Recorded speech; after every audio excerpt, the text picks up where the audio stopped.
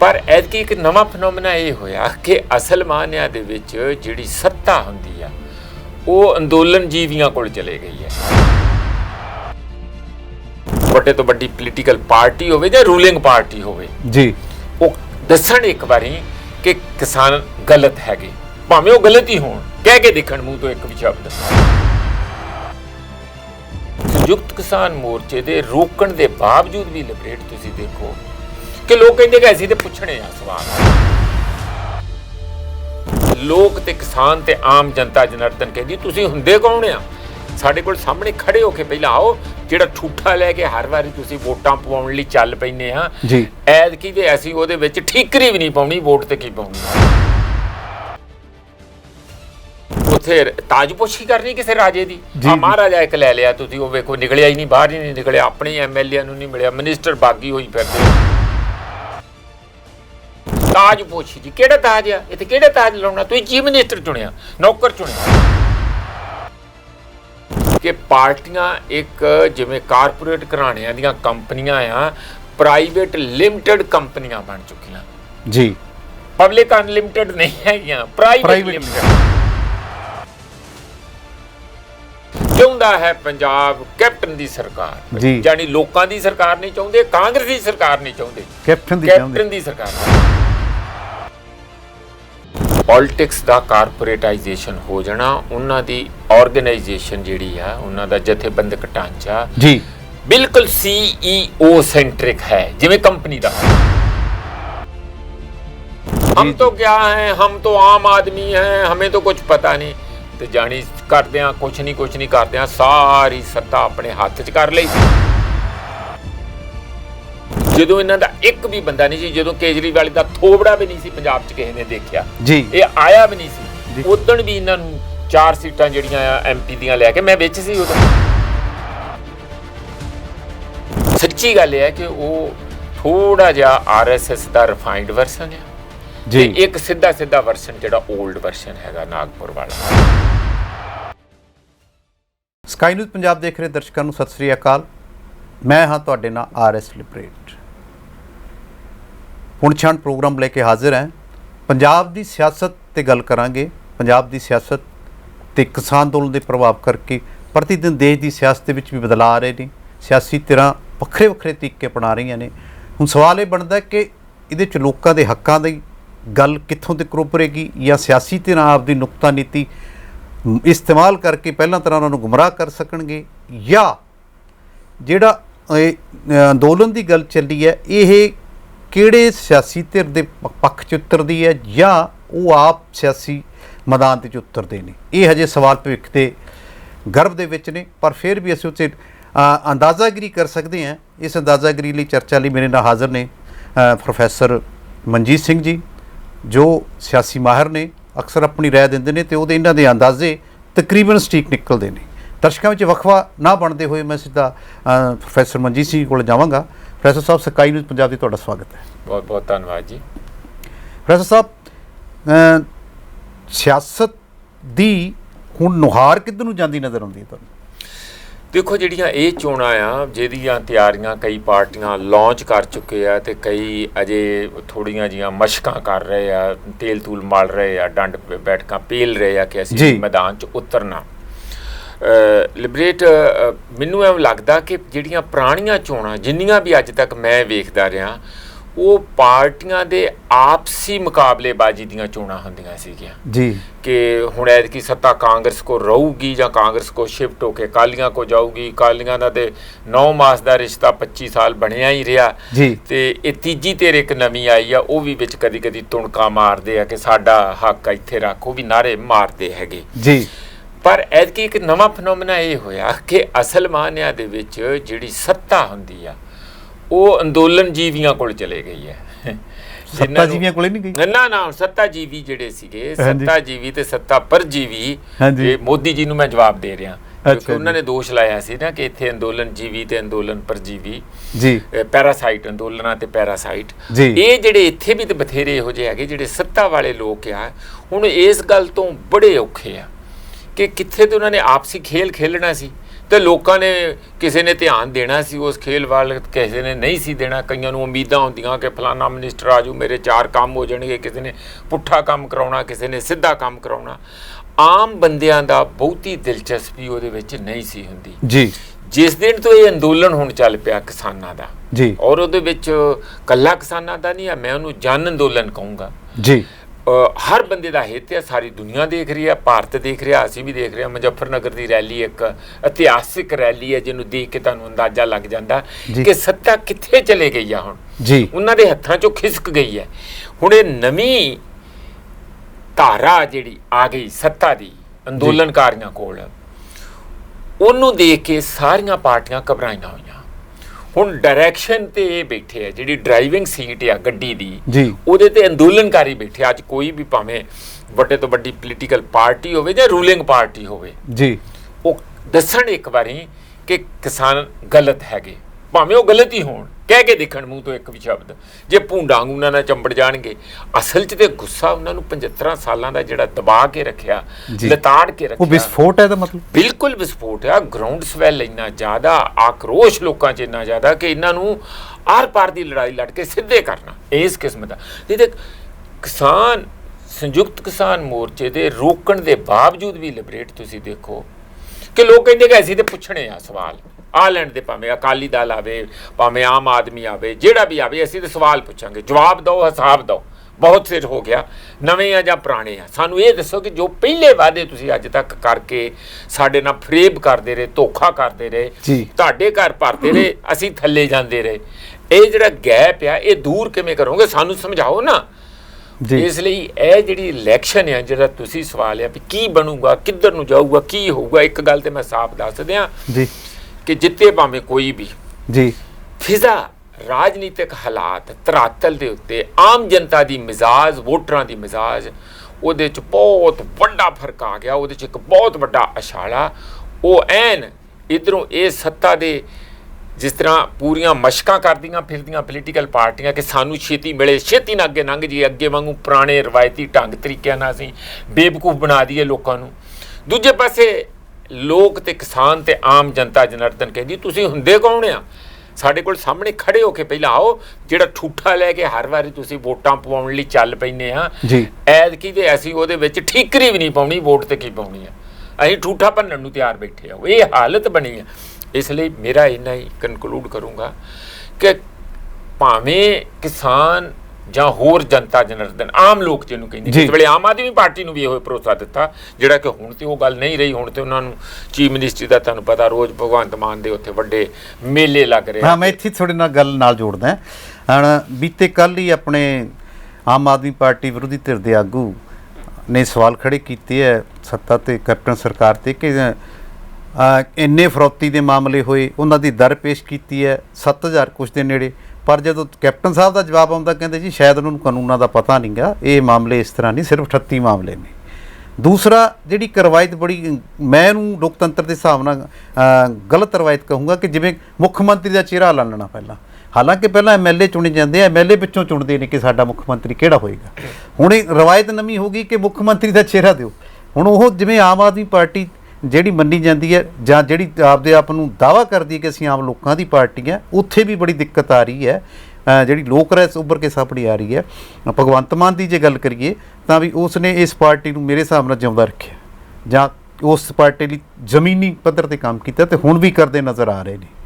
ਅਤੇ ਹਜੇ ਤੱਕ ਕੇਜਰੀਵਾਲ ਯਾਨੀ ਕਿ ਆਮ ਆਦਮੀ ਪਾਰਟੀ ਇਹ ਤੈਅ ਨਹੀਂ ਕਰ ਪਾਈ ਕਿ ਸਾਡਾ ਮੁੱਖ ਮੰਤਰੀ ਦਾ ਚਿਹਰਾ ਕੌਣ ਹੋਏਗਾ। ਨਹੀਂ, ਦੇਖੋ ਤੁਹਾਡੀ ਗੱਲ ਮੈਂ ਠੀਕ ਆ ਵੀ ਚਿਹਰੇ ਦਾ ਮਤਲਬ ਇੱਥੇ ਕੀ ਆ? ਇੱਥੇ ਕੋਈ ਉੱਥੇ ਤਾਜਪੋਸ਼ੀ ਕਰਨੀ ਕਿਸੇ ਰਾਜੇ ਦੀ? ਮਹਾਰਾਜਾ ਇੱਕ ਲੈ ਲਿਆ ਤੁਸੀਂ, ਉਹ ਵੇਖੋ ਨਿਕਲਿਆ ਹੀ ਨਹੀਂ, ਬਾਹਰ ਹੀ ਨਹੀਂ ਨਿਕਲਿਆ, ਆਪਣੇ MLA ਨੂੰ ਨਹੀਂ ਮਿਲਿਆ, ਮਿਨਿਸਟਰ ਬਾਗੀ ਹੋਈ ਫਿਰਦੇ ਆ। ਇਹ ਜਿਹੜੀ ਕਹਿੰਦੇ ਨਾ ਜਦੋਂ ਸਹੁੰ ਚੁੱਕਣੀ ਹੁੰਦੀ, ਉਹਦੇ ਤੇ ਸ਼ਬਦ ਵੀ ਵਰਤਦਾ ਮੀਡੀਆ, ਤਾਜਪੋਸ਼ੀ ਜੀ। ਕਿਹੜਾ ਤਾਜ ਆ ਇੱਥੇ? ਕਿਹੜਾ ਤਾਜ ਲਾਉਣਾ? ਤੁਸੀਂ ਚੀਫ ਮਿਨਿਸਟਰ ਚੁਣਿਆ, ਨੌਕਰ ਚੁਣਿਆ, ਹਾਂ, ਜਾਂ ਉਹਦਾ ਸੰਭਾਲਣਾ ਕਿਹਾ ਜਾ ਸਕਦਾ, ਮੁੱਖ, ਹਾਂ ਮੁੱਖ ਨੌਕਰ। ਹਾਂਜੀ। ਤੇ ਜਿਹੜੇ ਮਿਨਿਸਟਰ ਆ ਉਹ ਜਿਹੜੇ ਉਹਦੇ ਸਬ ਨੌਕਰ, ਤੇ ਬਾਕੀ ਸਾਰੇ ਜਿਹੜੇ ਉਹਦੇ ਸਪੋਰਟਰ ਸਹਿਯੋਗੀ ਹੈਗੇ। ਇਸ ਤਰੀਕੇ ਦੀ ਮਾਨਸਿਕਤਾ ਸਾਡੀ ਹੋਣੀ ਚਾਹੀਦੀ ਹੈ। ਮੇਰਾ ਮਾਨਸਿਕਤਾ ਨਹੀਂ, ਇਹ ਫੈਕਟ ਵੀ ਹੈਗਾ, ਤਨਖਾਹ ਚੋਂ ਲੈਂਦੇ ਸਾਡੀ ਖਜ਼ਾਨੇ। ਯਾਨੀ ਕਿਤੇ ਨਾ ਕਿਤੇ ਆਪਾਂ ਨੂੰ ਸਾਡੇ ਮੀਡੀਆ ਦੇ ਤੁਸੀਂ ਜਿੱਥੇ ਸਵਾਲ ਠਾਇਆ ਵੀ ਇਹਨਾਂ ਨੂੰ ਆਪਦੇ ਸ਼ਬਦ ਇਸਤੇਮਾਲ ਕਰਨ ਦੇ ਲਈ ਧਿਆਨ ਦੇਣਾ ਚਾਹੀਦਾ, ਬੜਾ ਸੋਚ ਸਮਝ ਕੇ ਕਰਨਾ ਚਾਹੀਦਾ। ਤਾਜਪੋਸ਼ੀ ਨਹੀਂ ਹੈ ਇਹ, ਤੇ ਚੀਫ ਮਿਨਿਸਟਰ ਦਾ ਸਹੁੰ ਚੁੱਕ ਸਮਾਗਮ ਆ ਜਿੱਥੇ ਉਹਨੇ ਸੰਵਿਧਾਨ ਦੇ ਉੱਤੇ ਹੱਥ ਰੱਖ ਕੇ ਸਹੁੰ ਖਾਣੀ ਆ ਕਿ ਮੈਂ ਤੇ ਸੰਵਿਧਾਨ ਦੇ ਵਿੱਚ ਰਹਿੰਦਿਆਂ ਹੋਇਆਂ ਜੋ ਵਾਅਦੇ ਕੀਤੇ ਉਹ ਮੈਂ ਪੂਰੇ ਕਰੂੰਗਾ। ਚਲੋ ਆਮ ਆਦਮੀ ਦੀ ਸਥਿਤੀ ਤੇ ਗੱਲ ਕਰੋ ਕਿ ਜਿਹੜੀ ਚਿਹਰੇ ਦੀ ਗੱਲ ਚੱਲ ਰਹੀ ਹੈ। ਬਿਲਕੁਲ, ਮੈਂ ਇਸੇ ਕਰਕੇ ਕਹਿਣਾ ਕਿ ਜਦੋਂ ਚਿਹਰਿਆਂ ਵਾਲੀ ਰਾਜਨੀਤੀ ਆ ਜਾਂਦੀ ਹੈ, ਇਹਦਾ ਮਤਲਬ ਇਹ ਅੱਜ ਦੀ ਡੇਟ 'ਚ ਇਹ ਲੱਗਦਾ ਕਿ ਪਾਰਟੀਆਂ ਇੱਕ ਜਿਵੇਂ ਕਾਰਪੋਰੇਟ ਘਰਾਣਿਆਂ ਦੀਆਂ ਕੰਪਨੀਆਂ ਆ, ਪ੍ਰਾਈਵੇਟ ਲਿਮਟਿਡ ਕੰਪਨੀਆਂ ਬਣ ਚੁੱਕੀਆਂ ਜੀ। ਪਬਲਿਕ ਅਨਲਿਮਟਿਡ ਨਹੀਂ ਹੈਗੀਆਂ, ਪ੍ਰਾਈਵੇਟ ਲਿਮਟਿਡ। ਇਹ ਕੇਜਰੀਵਾਲ ਦੀ ਪਾਰਟੀ ਹੈ। ਹਾਂਜੀ, ਕੇਜਰੀਵਾਲ ਸਾਰਾ ਪੰਜਾਬ ਤੇਰੇ ਨਾਲ। ਹਾਂਜੀ, ਦੂਜੀ ਕਾਂਗਰਸ ਪਾਰਟੀ ਹੈ ਜਿਹੜੀ ਉਹ ਕੈਪਟਨ ਦੀ ਆ, ਚਾਹੁੰਦਾ ਹੈ ਪੰਜਾਬ ਕੈਪਟਨ ਦੀ ਸਰਕਾਰ, ਯਾਨੀ ਲੋਕਾਂ ਦੀ ਸਰਕਾਰ ਨਹੀਂ ਚਾਹੁੰਦੇ, ਕਾਂਗਰਸ ਦੀ ਸਰਕਾਰ ਨਹੀਂ ਚਾਹੁੰਦੇ, ਕੈਪਟਨ ਦੀ ਸਰਕਾਰ ਚਾਹੁੰਦੇ। ਇੱਧਰ ਕੇਜਰੀਵਾਲ ਦੀ ਚਾਹੁੰਦੇ ਆ। ਉੱਥੇ ਕੀ ਆ, ਉੱਥੇ ਪ੍ਰਾਈਵੇਟ ਉਹ ਜਿਹੜੀ ਅਕਾਲੀ ਦਲ ਦਾ ਆ, ਉਹ ਤੇ ਹੈ ਹੀ ਪਰਿਵਾਰਕ ਮਾਮਲਾ। ਮਜੀਠੀਆ ਪਰਿਵਾਰ ਦਾ ਮੈਂਬਰ, ਉਹਨਾਂ ਦੀ ਹਰਸਿਮਰਤ ਕੌਰ ਆਪਣੇ, ਸੁਖਬੀਰ ਬਾਦਲ ਆਪਣਾ, ਤੇ ਪ੍ਰਕਾਸ਼ ਸਿੰਘ ਬਾਦਲ ਕਰਦਾ, ਹੋਰ ਵੀ ਹੈਗੇ ਕਈ ਜਿਹੜੇ ਦੂਰ ਨੇੜੇ ਦੇ। ਤੁਸੀਂ ਇੱਕ ਰਵਾਇਤੀ ਨਾਅਰਿਆਂ ਦੀ ਗੱਲ ਕੀਤੀ, ਜਿਹੜੇ ਨਵੇਂ ਨਾਅਰੇ ਆ ਰਹੇ ਨੇਗੇ ਉਹ ਲੋਕਾਂ ਦੀ ਸਰਕਾਰ ਦੀ ਗੱਲ ਕਰਦੇ, ਇੱਕ ਚਿਹਰੇ ਦੀ ਸਰਕਾਰ ਦੀ ਗੱਲ ਕਰਦੇ ਜਾਂ ਹੋਰ ਗੱਲ ਕਰਦੇ ਆ। ਉੱਥੇ ਇੱਕ ਗੱਲ ਇੱਕ ਹੋਰ ਆਪਾਂ ਥੋੜ੍ਹੀ ਜਿਹੀ ਐਡ ਕਰ ਦਈਏ ਕਿ ਪਹਿਲਾਂ ਮੁੱਦਿਆਂ 'ਤੇ ਗੱਲ ਹੁੰਦੀ ਸੀ, ਮੁੱਦੇ ਲੋਕ ਤੈਅ ਕਰਦੇ ਸੀ, ਲੀਡਰ ਉਹ 'ਤੇ ਪ੍ਰੈਸ਼ਰ ਹੋ ਕੇ ਉਹਨਾਂ ਦੀ ਗੱਲ ਕਰਨੀ ਮਜਬੂਰ ਹੋ ਜਾਂਦੇ ਸੀ। ਹੁਣ ਇਹ ਹੋ ਗਿਆ ਕਿ ਇੱਕ ਰਣਨੀਤੀਕਾਰ ਆ ਗਿਆ, ਰਣਨੀਤੀਕਾਰ ਲੀਡਰਾਂ ਨੂੰ ਬਣਾ ਕੇ ਦਿੰਦਾ, ਉਹਨਾਂ ਦੇ ਹੱਕਾਂ ਦੀ ਤੇ ਉਹਨਾਂ ਦੇ ਮੁੱਦਿਆਂ ਦੀ ਗੱਲ ਉਹ ਕਰਦਾ, ਫਿਰ ਇਹ ਪ੍ਰਚਾਰ ਦੇ। ਬਿਲਕੁਲ, ਇਹ ਰਵਾਇਤ ਕਿੰਨੀ ਗਲਤ ਹੋ ਗਈ। ਪਹਿਲੀ ਗੱਲ ਹੈ ਕਿ ਪੋਲਿਟਿਕਸ ਦਾ ਕਾਰਪੋਰੇਟਾਈਜੇਸ਼ਨ ਹੋ ਜਾਣਾ, ਉਹਨਾਂ ਦੀ ਆਰਗੇਨਾਈਜੇਸ਼ਨ ਜਿਹੜੀ ਆ, ਉਹਨਾਂ ਦਾ ਜਥੇਬੰਦਕ ਢਾਂਚਾ ਜੀ ਬਿਲਕੁਲ CEO ਸੈਂਟਰਿਕ ਹੈ, ਜਿਵੇਂ ਕੰਪਨੀ ਦਾ ਹੁੰਦਾ। ਇਹ ਟਾਟੇ ਦੀ ਕੰਪਨੀ ਆ, ਇਹ ਬਿਰਲੇ ਦੀ ਕੰਪਨੀ ਆ, ਇਹ ਅਡਾਨੀ ਦੀ ਕੰਪਨੀ ਆ ਜੀ, ਤੇ ਇੱਥੇ ਵੀ ਉਹ ਕੰਪਨੀਆਂ ਦੇ ਮਾਲਕ ਹੈਗੇ ਆ। ਤੁਸੀਂ ਕੇਜਰੀਵਾਲ ਨੂੰ ਮਾਈਨਸ ਕਰਕੇ ਆਮ ਆਦਮੀ ਪਾਰਟੀ ਸੋਚ ਸਕਦੇ ਹੋ। ਮੈਨੂੰ ਥੋੜਾ ਜਿਹਾ ਕੇਜਰੀਵਾਲ ਦੀ ਪਾਰਟੀ ਤੇ ਜ਼ਿਆਦਾ ਅਫਸੋਸ ਇਹ ਰਹਿੰਦਾ ਕਿ ਇਹ ਤੇ ਨਾ ਹੀ ਆਮ ਆਦਮੀ ਪਾਰਟੀ ਦਾ ਲੈ ਕੇ ਆਏ ਸੀ।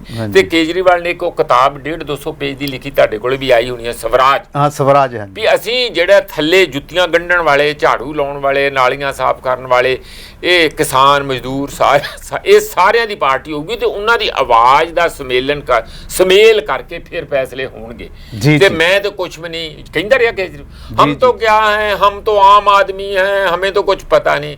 ਤੇ ਜਾਣੀ ਕਰਦਿਆਂ ਕੁਛ ਨਹੀਂ ਕਰਦਿਆਂ ਸਾਰੀ ਸੱਤਾ ਆਪਣੇ ਹੱਥ 'ਚ ਕਰ ਲਈ, ਔਰ ਪੰਜਾਬ ਦੀ ਕੋਈ ਸਵੈਤਤਾ ਨਹੀਂ ਆਪਣੇ ਯੂਨਿਟ ਦੀ। ਜਿਹੜੀ ਭਗਵੰਤ ਮਾਨ ਦੀ ਤੁਸੀਂ ਕਹਿੰਦੇ ਰੌਲਾ ਕੀ ਹੈ ਜੀ, ਇਸੇ ਗੱਲ ਨੂੰ ਉਹ ਸੁਖਪਾਲ ਖਹਿਰਾ ਅੰਦਰ ਪਹਿਲਾਂ ਆਇਆ, ਫਿਰ ਉਹ ਲੜ ਕੇ ਲੀਡਰ ਆਫ ਆਪੋਜੀਸ਼ਨ ਬਣਿਆ, ਫਿਰ ਉਹਨੂੰ ਟਿਕਣ ਨਹੀਂ ਦਿੱਤਾ, ਦੁਬਾਰਾ ਕਾਂਗਰਸ ਚਲਾ ਗਿਆ, ਕਿਉਂਕਿ ਉਹ ਇਹਨੂੰ ਚੁਣੌਤੀ ਕਰਦਾ ਸੀਗਾ ਕੇਜਰੀਵਾਲ। ਉਹਨੇ ਕਿਹਾ ਕਿ ਸਾਡੇ ਪੰਜਾਬ ਦੇ ਯੂਨਿਟ ਨੂੰ ਥੋੜ੍ਹੀਆਂ ਜੇ ਤੁਸੀਂ ਜ਼ਿਆਦਾ ਹੱਕ ਕੂਕ ਦਿਓ, ਘੱਟੋ ਘੱਟ ਅਸੀਂ ਤੁਹਾਨੂੰ MLA ਦੀਆਂ ਪ੍ਰਪੋਜ਼ਡ MLA ਦੀਆਂ ਲਿਸਟਾਂ ਭੇਜ ਦਾਂਗੇ। ਇਹ ਨਹੀਂ ਕਿ ਸਿੱਧੇ ਤੁਹਾਡੇ ਉੱਥੇ ਬੰਦੇ ਦਿੱਲੀ ਤੋਂ ਆਉਣ, ਆ ਕੇ ਬੰਦਿਆਂ ਦੀਆਂ ਲਿਸਟਾਂ ਵੀ ਆਪ ਬਣਾਉਣ ਤੇ ਫੈਸਲੇ ਵੀ MLA ਦੀਆਂ ਟਿਕਟਾਂ ਦੇ ਆਪ ਹੋਣ, ਤੇ ਫਿਰ ਥੱਲੇ ਜਿਹੜੇ ਥੱਲੇ ਜੁੱਤੀਆਂ ਘਸਾਉਂਦੇ ਉਹ ਆਮ ਆਦਮੀਆਂ ਦਾ ਕਦੋਂ ਸੁਣੀ ਜਾਊਗੀ? ਇਹਦਾ ਮਤਲਬ ਤੁਸੀਂ ਤੇ ਦੂਜੀਆਂ ਪਾਰਟੀਆਂ ਨਾਲੋਂ ਵੀ ਵੱਡਾ ਫਰਾਡ ਬਣ ਗਏ। ਹਾਂ, ਉਹ ਗੱਲ, ਤੁਸੀਂ ਤਾਂ ਆਮ ਆਦਮੀ ਦੇ ਵਿੱਚ ਨਿਕਲ ਕੇ, ਆਮ ਆਦਮੀ ਦੇ ਵਿੱਚ ਵੜ ਕੇ ਗੁੰਮਰਾਹਕੁਨ ਸ਼ਬਦਾਂ ਦਾ ਇਸਤੇਮਾਲ ਕਰਕੇ, ਮੈਂ ਸਿੱਧਾ ਕਹਿਣਾ ਚਾਹੁੰਦਾ ਕਿ ਤੁਸੀਂ ਤਾਂ ਜ਼ਿਆਦਾ ਗੁੰਮਰਾਹਕੁਨ ਹੋ ਗਏ ਜੀ। ਬਿਲਕੁਲ, ਦੂਜਿਆਂ ਨਾਲ ਤਾਂ ਹੀ ਮੈਂ ਕਹਿੰਦਾ ਕਿ ਇਹਦੇ ਤੇ ਗੁੱਸਾ ਤੁਹਾਨੂੰ ਤਾਂ ਆਉਂਦਾ ਕਿ ਇੱਕ ਉਮੀਦ ਪੰਜਾਬ 'ਚ ਜਾਗੀ,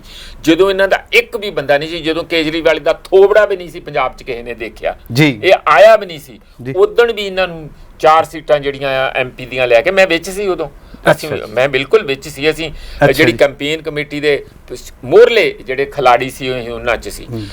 ਉਦੋਂ ਹੀ ਇਹਨਾਂ ਨੂੰ, ਮੈਂ ਜੂਨ 2014 ਦੀ ਗੱਲ ਕਰਦਾ, 25% ਵੋਟਾਂ ਪੈਣ ਤੋਂ ਬਾਅਦ ਮੈਂ ਸਿਸੋਦੀਆ ਨੂੰ ਕਿਹਾ ਸੀ, ਮੈਂ ਸਿਸੋਦੀਆ ਜੀ ਅਸੀਂ 5-4 ਬੰਦੇ ਤਿਆਰ ਹਾਂ, ਇਹ ਜਿੰਨੀਆਂ 25% ਵੋਟਾਂ ਪਈਆਂ, ਜਿੰਨੇ ਲੱਖ ਵੋਟਾਂ ਪਈਆਂ, ਮੈਂ ਸਾਰਿਆਂ ਨੂੰ ਇੱਕ ਮਜ਼ਬੂਤ ਤੁਹਾਨੂੰ ਪਾਰਟੀ ਬਣਾ ਕੇ ਦੇਣ ਲਈ ਤਿਆਰ ਹਾਂ, ਔਰ ਤੁਹਾਨੂੰ ਅਸੀਂ ਪੱਕੇ ਕਾਗਜ਼ ਤੇ ਸਟੈਂਪ ਪੇਪਰ ਤੇ ਲਿਖ ਕੇ ਦੇਣ ਲਈ ਤਿਆਰ ਹਾਂ। ਅਸੀਂ ਕਦੀ MLA ਦੀ ਜਾਂ MP ਦੀ ਸੀਟ ਨਹੀਂ ਲੜਾਂਗੇ। ਇਹ ਤੋਂ ਵੱਧ ਹੋਰ ਕੀ ਭਰੋਸਾ ਹੋ ਸਕਦਾ? ਲੈ ਕੇ ਮੀਟਿੰਗ 'ਚ ਗਿਆ ਜੀ, ਜਿਨ੍ਹਾਂ ਨੇ ਉਹ ਕੰਪੇਨ ਕੀਤੀ ਸੀ 16 ਮੈਂਬਰਾਂ ਨੇ, ਉਸ ਦੀ ਭਰਵੀਂ ਮੀਟਿੰਗ 'ਚ ਕਿਹਾ, ਉਹ ਚਾਹੁੰਦੇ ਹੀ ਨਹੀਂ ਬੰਦਾ ਕੋਈ ਚੱਜ ਦਾ ਹੋਵੇ। ਚਲੋ ਆਪਾਂ ਇੱਕ ਇੱਥੇ ਸਵਾਲ ਖੜਾ ਕਰਦੇ ਹਾਂ, ਜਿਵੇਂ ਤੁਹਾਡੀਆਂ ਗੱਲਾਂ ਵੀ ਤਸਦੀਕ ਕਰਦੀਆਂ ਨੇ, ਤੇ ਫਿਰ ਇਹ ਕੇਜਰੀਵਾਲ ਦਾ ਮੁੱਖ ਏਜੰਡਾ ਕੀ ਹੈ? ਕਿਤੇ ਇਹ ਤਾਂ ਨਹੀਂ ਕਿਤੇ ਦਿੱਲੀ 'ਚ ਬੈਠ ਕੇ ਪੰਜਾਬ ਦੇ ਉੱਤੇ ਰਾਜ ਕਰਨਾ? ਜੇ ਕਿਸੇ ਲੋਕਾਂ ਨੂੰ ਅਜੇ ਵੀ ਨਹੀਂ ਪਤਾ ਲੱਗਾ, ਮੈਨੂੰ ਉਹ ਲੱਗਦਾ ਉਹ ਜ਼ਿਆਦਾ ਹੀ ਬੁਝਕੜ ਹੈਗੇ ਆ। ਸੱਚੀ ਗੱਲ ਇਹ ਹੈ ਕਿ ਉਹ ਥੋੜਾ ਜਿਹਾ RSS ਦਾ ਰਿਫਾਈਨਡ ਵਰਸ਼ਨ ਆ ਜੀ, ਇੱਕ ਸਿੱਧਾ ਵਰਸ਼ਨ ਜਿਹੜਾ 올ਡ ਵਰਸ਼ਨ ਹੈਗਾ ਨਾਗਪੁਰ ਵਾਲਾ, ਇਹ ਉਸੇ ਹੀ ਮੂਲ ਜੜ ਚੋਂ ਨਿਕਲੇ ਆ। ਉਹ ਜਿਹੜੀ ਮੂਵਮੈਂਟ ਚੋਂ ਨਿਕਲਿਆ ਉਹ RSS ਦੀ ਇੰਡੀਆ ਅਗੇਂਸਟ ਕਰਪਸ਼ਨ ਮੂਵਮੈਂਟ ਸੀ। ਕੌਣ ਨਹੀਂ ਜਾਣਦਾ? ਉਹਦੇ ਵਿੱਚੋਂ ਨਿਕਲੇ ਆ, ਉਹਨਾਂ ਦੇ ਸਹਾਰੇ ਨਾਲ ਹੀ ਨਿਕਲੇ ਆ, ਇੱਕ ਅੰਦੋਲਨ ਚੋਂ ਨਿਕਲੇ। ਬਿਲਕੁਲ ਉਸੇ ਤਰ੍ਹਾਂ ਹੀ ਭਾਰਤ ਮਾਤਾ ਦੀ ਜੈ ਤੇ ਵੰਦੇ ਮਾਤਰਮ ਤੇ ਵਿੱਚ ਇਨਕਲਾਬ ਜਿੰਦਾਬਾਦ। ਉਹ ਕਹਿੰਦੇ ਪੰਜਾਬੀਆਂ ਨੂੰ ਖੁਸ਼ ਕਰਨ ਲਈ, ਇਹਨਾਂ ਨੂੰ ਬੇਵਕੂਫ ਬਣਾਉਣ ਲਈ। ਆਮ ਆਦਮੀ ਨੂੰ ਥੋੜਾ ਜਿਹਾ ਲੱਗੇ ਵੀ ਇਨਕਲਾਬ ਦੀ ਗੱਲ ਹੋ ਰਹੀ ਹੈ। ਐਂਟੀ ਕਰਪਸ਼ਨ ਇਹ ਕਿਹਦਾ ਏਜੰਡਾ ਹੁੰਦਾ ਵੀ? ਇਹ ਤੇ ਹਰ ਇੱਕ ਦਾ ਹੀ ਐਂਟੀ ਕਰਪਸ਼ਨ। ਤੇ ਤੁਸੀਂ ਜਦੋਂ ਲੋਕਾਂ ਦਾ ਬੇਵਕੂਫ ਬਣਾਉਣ ਚੱਲੇ ਆ, ਅਸਲ ਮਾਨਿਆਂ 'ਚ ਇਹਨਾਂ ਦਾ ਕਿਸੇ ਵੀ ਤਰੀਕੇ ਦੇ ਨਾਲ, ਜਿਵੇਂ ਮੋਦੀ ਤੋਂ ਬਗੈਰ ਅੱਜ ਦੀ ਤਰੀਕ ਤੁਸੀਂ BJP ਨਹੀਂ ਸੋਚ ਸਕਦੇ ਜੀ, ਕੇਜਰੀਵਾਲ ਤੋਂ ਬਗੈਰ ਆਪ ਨਹੀਂ ਸੋਚ ਸਕਦੇ ਜੀ, ਹੈ ਨਾ। ਹਾਲਾਂਕਿ ਅਕਾਲੀ ਦਲ 'ਚ ਵੀ ਤੁਸੀਂ ਜੇ ਸੁਖਬੀਰ ਨਾ ਹੋਵੇ ਤਾਂ ਕੋਈ ਹੋਰ ਬਣ ਜੂ, ਢੀਂਡਸੇ ਰੁੱਸ ਕੇ ਬਾਹਰ ਗਏ ਆ, ਕੋਈ ਹੋਰ ਆ ਜੂ, ABC ਆ ਜੂ, ਪਰ ਇੱਥੇ ਤਾਂ ਤੁਸੀਂ ਸੋਚ ਹੀ ਨਹੀਂ ਸਕਦੇ ਕਿਉਂਕਿ ਕੇਂਦਰੀਕਰਨ ਸੱਤਾ ਦਾ। ਦੂਜੀ ਗੱਲ ਤੁਸੀਂ ਇੱਕ ਬੜੀ ਇੰਪੋਰਟੈਂਟ ਕਹੀ ਸੀ ਜੀ ਕਿ ਅੱਜ ਕੱਲ੍ਹ ਤੇ ਚੋਣਾਂ ਨੂੰ ਜਿਤਾਉਣ ਲਈ ਬੰਦੇ ਸਪੈਸ਼ਲ ਕੰਪਨੀਆਂ ਹਾਇਰ ਕੀਤੀਆਂ ਜਾਂਦੀਆਂ। ਇੱਕ ਕੰਪਨੀ ਹੈ ਚੋਣਾਂ ਅੱਜ ਕੱਲ੍ਹ ਕੀ ਹੈ, ਲਿਬਰੇਟ ਇਵੈਂਟ ਮੈਨੇਜਮੈਂਟ ਹੈ। ਜਿਵੇਂ ਵਿਆਹ ਦੇ ਵਿੱਚ ਹਰ ਚੀਜ਼ ਦਾ ਠੇਕਾ, ਫੁੱਲਾਂ ਵਾਲਾ ਫੁੱਲ ਲਾਈ ਜਾਂਦਾ, ਦਾਰੂ ਵਾਲਾ ਦਾਰੂ ਪਿਲਾਈ ਜਾਂਦਾ, ਰੋਟੀ ਪਾਣੀ ਖਵਾਉਣ ਵਾਲਾ ਰੋਟੀ ਪਾਣੀ, ਸਜਾਵਟ ਵਾਲਾ ਸਜਾਵਟ ਕਰ ਜਾਂਦਾ, ਤੇ ਆਪਾਂ ਪੈਸੇ ਦੇਈ ਜਾਂਦੇ ਹਰ ਇੱਕ ਨੂੰ ਤੇ ਆਪਣਾ ਵਿਆਹ ਕਰਾ ਕੇ ਘਰ ਆ ਜਾਂਦੇ। ਕੋਈ ਗੱਲ ਨਹੀਂ, ਕਿਸੇ ਦੀ ਇਨਵੋਲਵਮੈਂਟ ਨਹੀਂ ਤੇ 6 ਮਹੀਨੇ ਲੱਗਦੇ ਸੀ ਵਿਆਹ ਕਰਾਉਣ ਨੂੰ। ਪੂਰਾ ਟੱਬਰ, ਪੂਰੇ ਰਿਸ਼ਤੇ, ਇੱਕ ਇੰਗੇਜਮੈਂਟ, ਇੱਕ ਇਨਵੋਲਵਮੈਂਟ, ਇੱਕ ਕਮਿਟਮੈਂਟ ਹੁੰਦੀ ਸੀ। ਕਿੱਥੇ ਰਹੀ ਹੈ? ਕਮਰਸ਼ੀਅਲ ਹੋ ਗਿਆ, ਕੋਈ ਉਹਦਾ ਸਿਰ ਪਾਓ ਮੂੰਹ ਹੁੰਦਾ ਹੀ ਨਹੀਂ।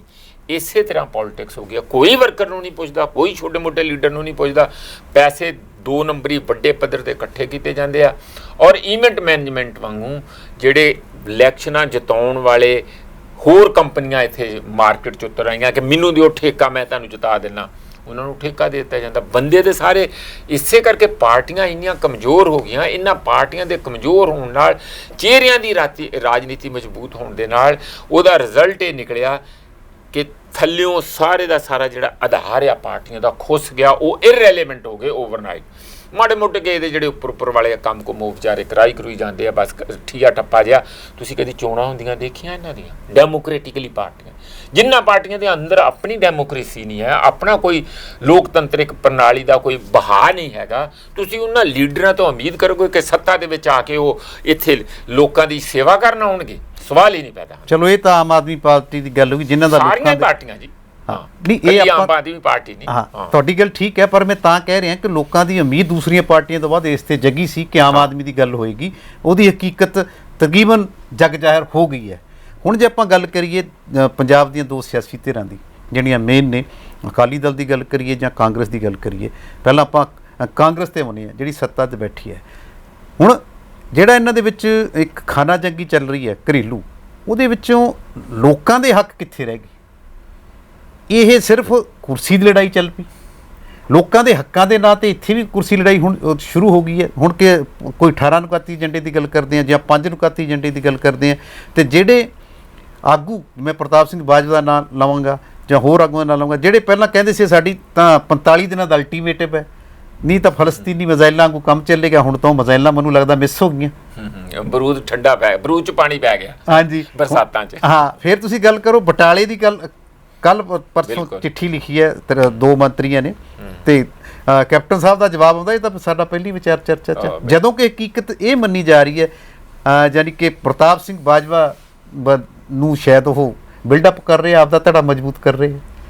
ਅਸ਼ਵਨੀ ਸ਼ੇਖੜੀ ਦੀ ਗੱਲ ਕਰੀਏ ਬਟਾਲੇ ਤੋਂ, ਪ੍ਰਤਾਪ ਸਿੰਘ ਬਾਜਵਾ ਦੀ ਗੱਲ ਕਰੀਏ, ਜਾਂ ਫਿਰ ਆਪਾਂ ਤ੍ਰਿਪਤ ਰਜਿੰਦਰ ਸਿੰਘ ਬਾਜਵਾ ਦੀ ਗੱਲ ਕਰੀਏ, ਇਹ ਤਾਂ ਹੁਣ ਕਿਤੇ ਨਾ ਕਿਤੇ ਧੜੇਬੰਦੀ ਮਜ਼ਬੂਤ ਕਰਨ ਵੱਲ ਚੱਲ ਪਿਆ ਜੀ ਕੰਮ। ਤੁਸੀਂ ਇਹ ਦੇਖੋ ਕਿਹੜੀ ਪਾਰਟੀ ਹੈ ਜਿਹਦੇ ਅੰਦਰ ਖਾਨਾ ਜੰਗੀ ਨਹੀਂ ਹੈ?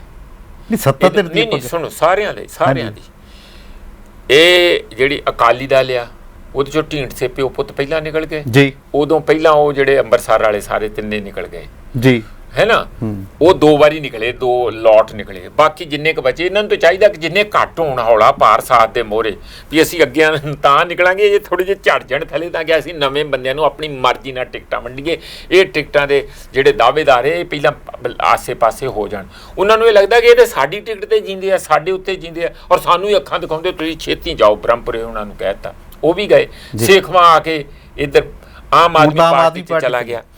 ਦੂਜੀ ਹੁਣ ਲਾ ਲਓ ਆਮ ਆਦਮੀ ਪਾਰਟੀ, ਉਹਨਾਂ ਦੇ 20 ਬੰਦੇ ਸੀਗੇ, 8 ਤੇ ਇੱਧਰ ਉੱਧਰ ਹੋ ਗਏ, ਜੀ। ਕੋਈ ਕਿੱਧਰੇ ਚਲੇ ਗਿਆ, ਕੋਈ ਕਿੱਧਰੇ ਚਲਾ ਗਿਆ। ਹੁਣ ਚੀਫ ਮਿਨਿਸਟਰ ਦੇ ਵਿੱਚ ਰੌਲਾ ਪੂਰਾ ਪਿਆ, ਉਹ ਕਹਿੰਦੇ ਅਸੀਂ ਕੋਈ ਚਿਹਰਾ ਸਪੈਸ਼ਲੀ ਧੋ ਧਾ ਕੇ ਨਵਾਂ ਸੋਨੇ ਵਰਗਾ ਲਿਆਉਣਾ। ਇਹ ਕਹਿੰਦੇ ਕਿ ਮਿੱਟੀ ਨਾਲ ਮਿਲਿਆ ਹੀ ਸਾਨੂੰ ਸਾਰਿਆਂ ਨੂੰ ਚੰਗਾ, ਕਿਉਂਕਿ ਅਸੀਂ ਆਮ ਆਦਮੀ ਆ। ਜੇ ਤੁਸੀਂ ਭਗਵੰਤ ਮਾਨ ਦਾ ਉੱਥੇ ਪੂਰਾ, ਮੈਨੂੰ ਲੱਗਦਾ ਉਹਨਾਂ ਦੀ ਵੀ ਖੇਡ ਖਿੰਡਰਦੀ। ਕ੍ਰਾਈਸਿਸ ਤੇ ਹੈ ਨਾ, ਅੰਦਰੂਨੀ ਸੰਕਟ ਤੇ ਹੈ ਨਾ ਪਾਰਟੀ ਦਾ। ਜੀ ਜੀ। ਦੂਜੇ ਤੀਜੇ ਨੰਬਰ ਤੇ ਜਿਹੜੀ ਕਾਂਗਰਸ ਤੁਸੀਂ ਕਹਿੰਦੇ, ਇਹ ਤੇ ਰੂਲਿੰਗ ਹੈ।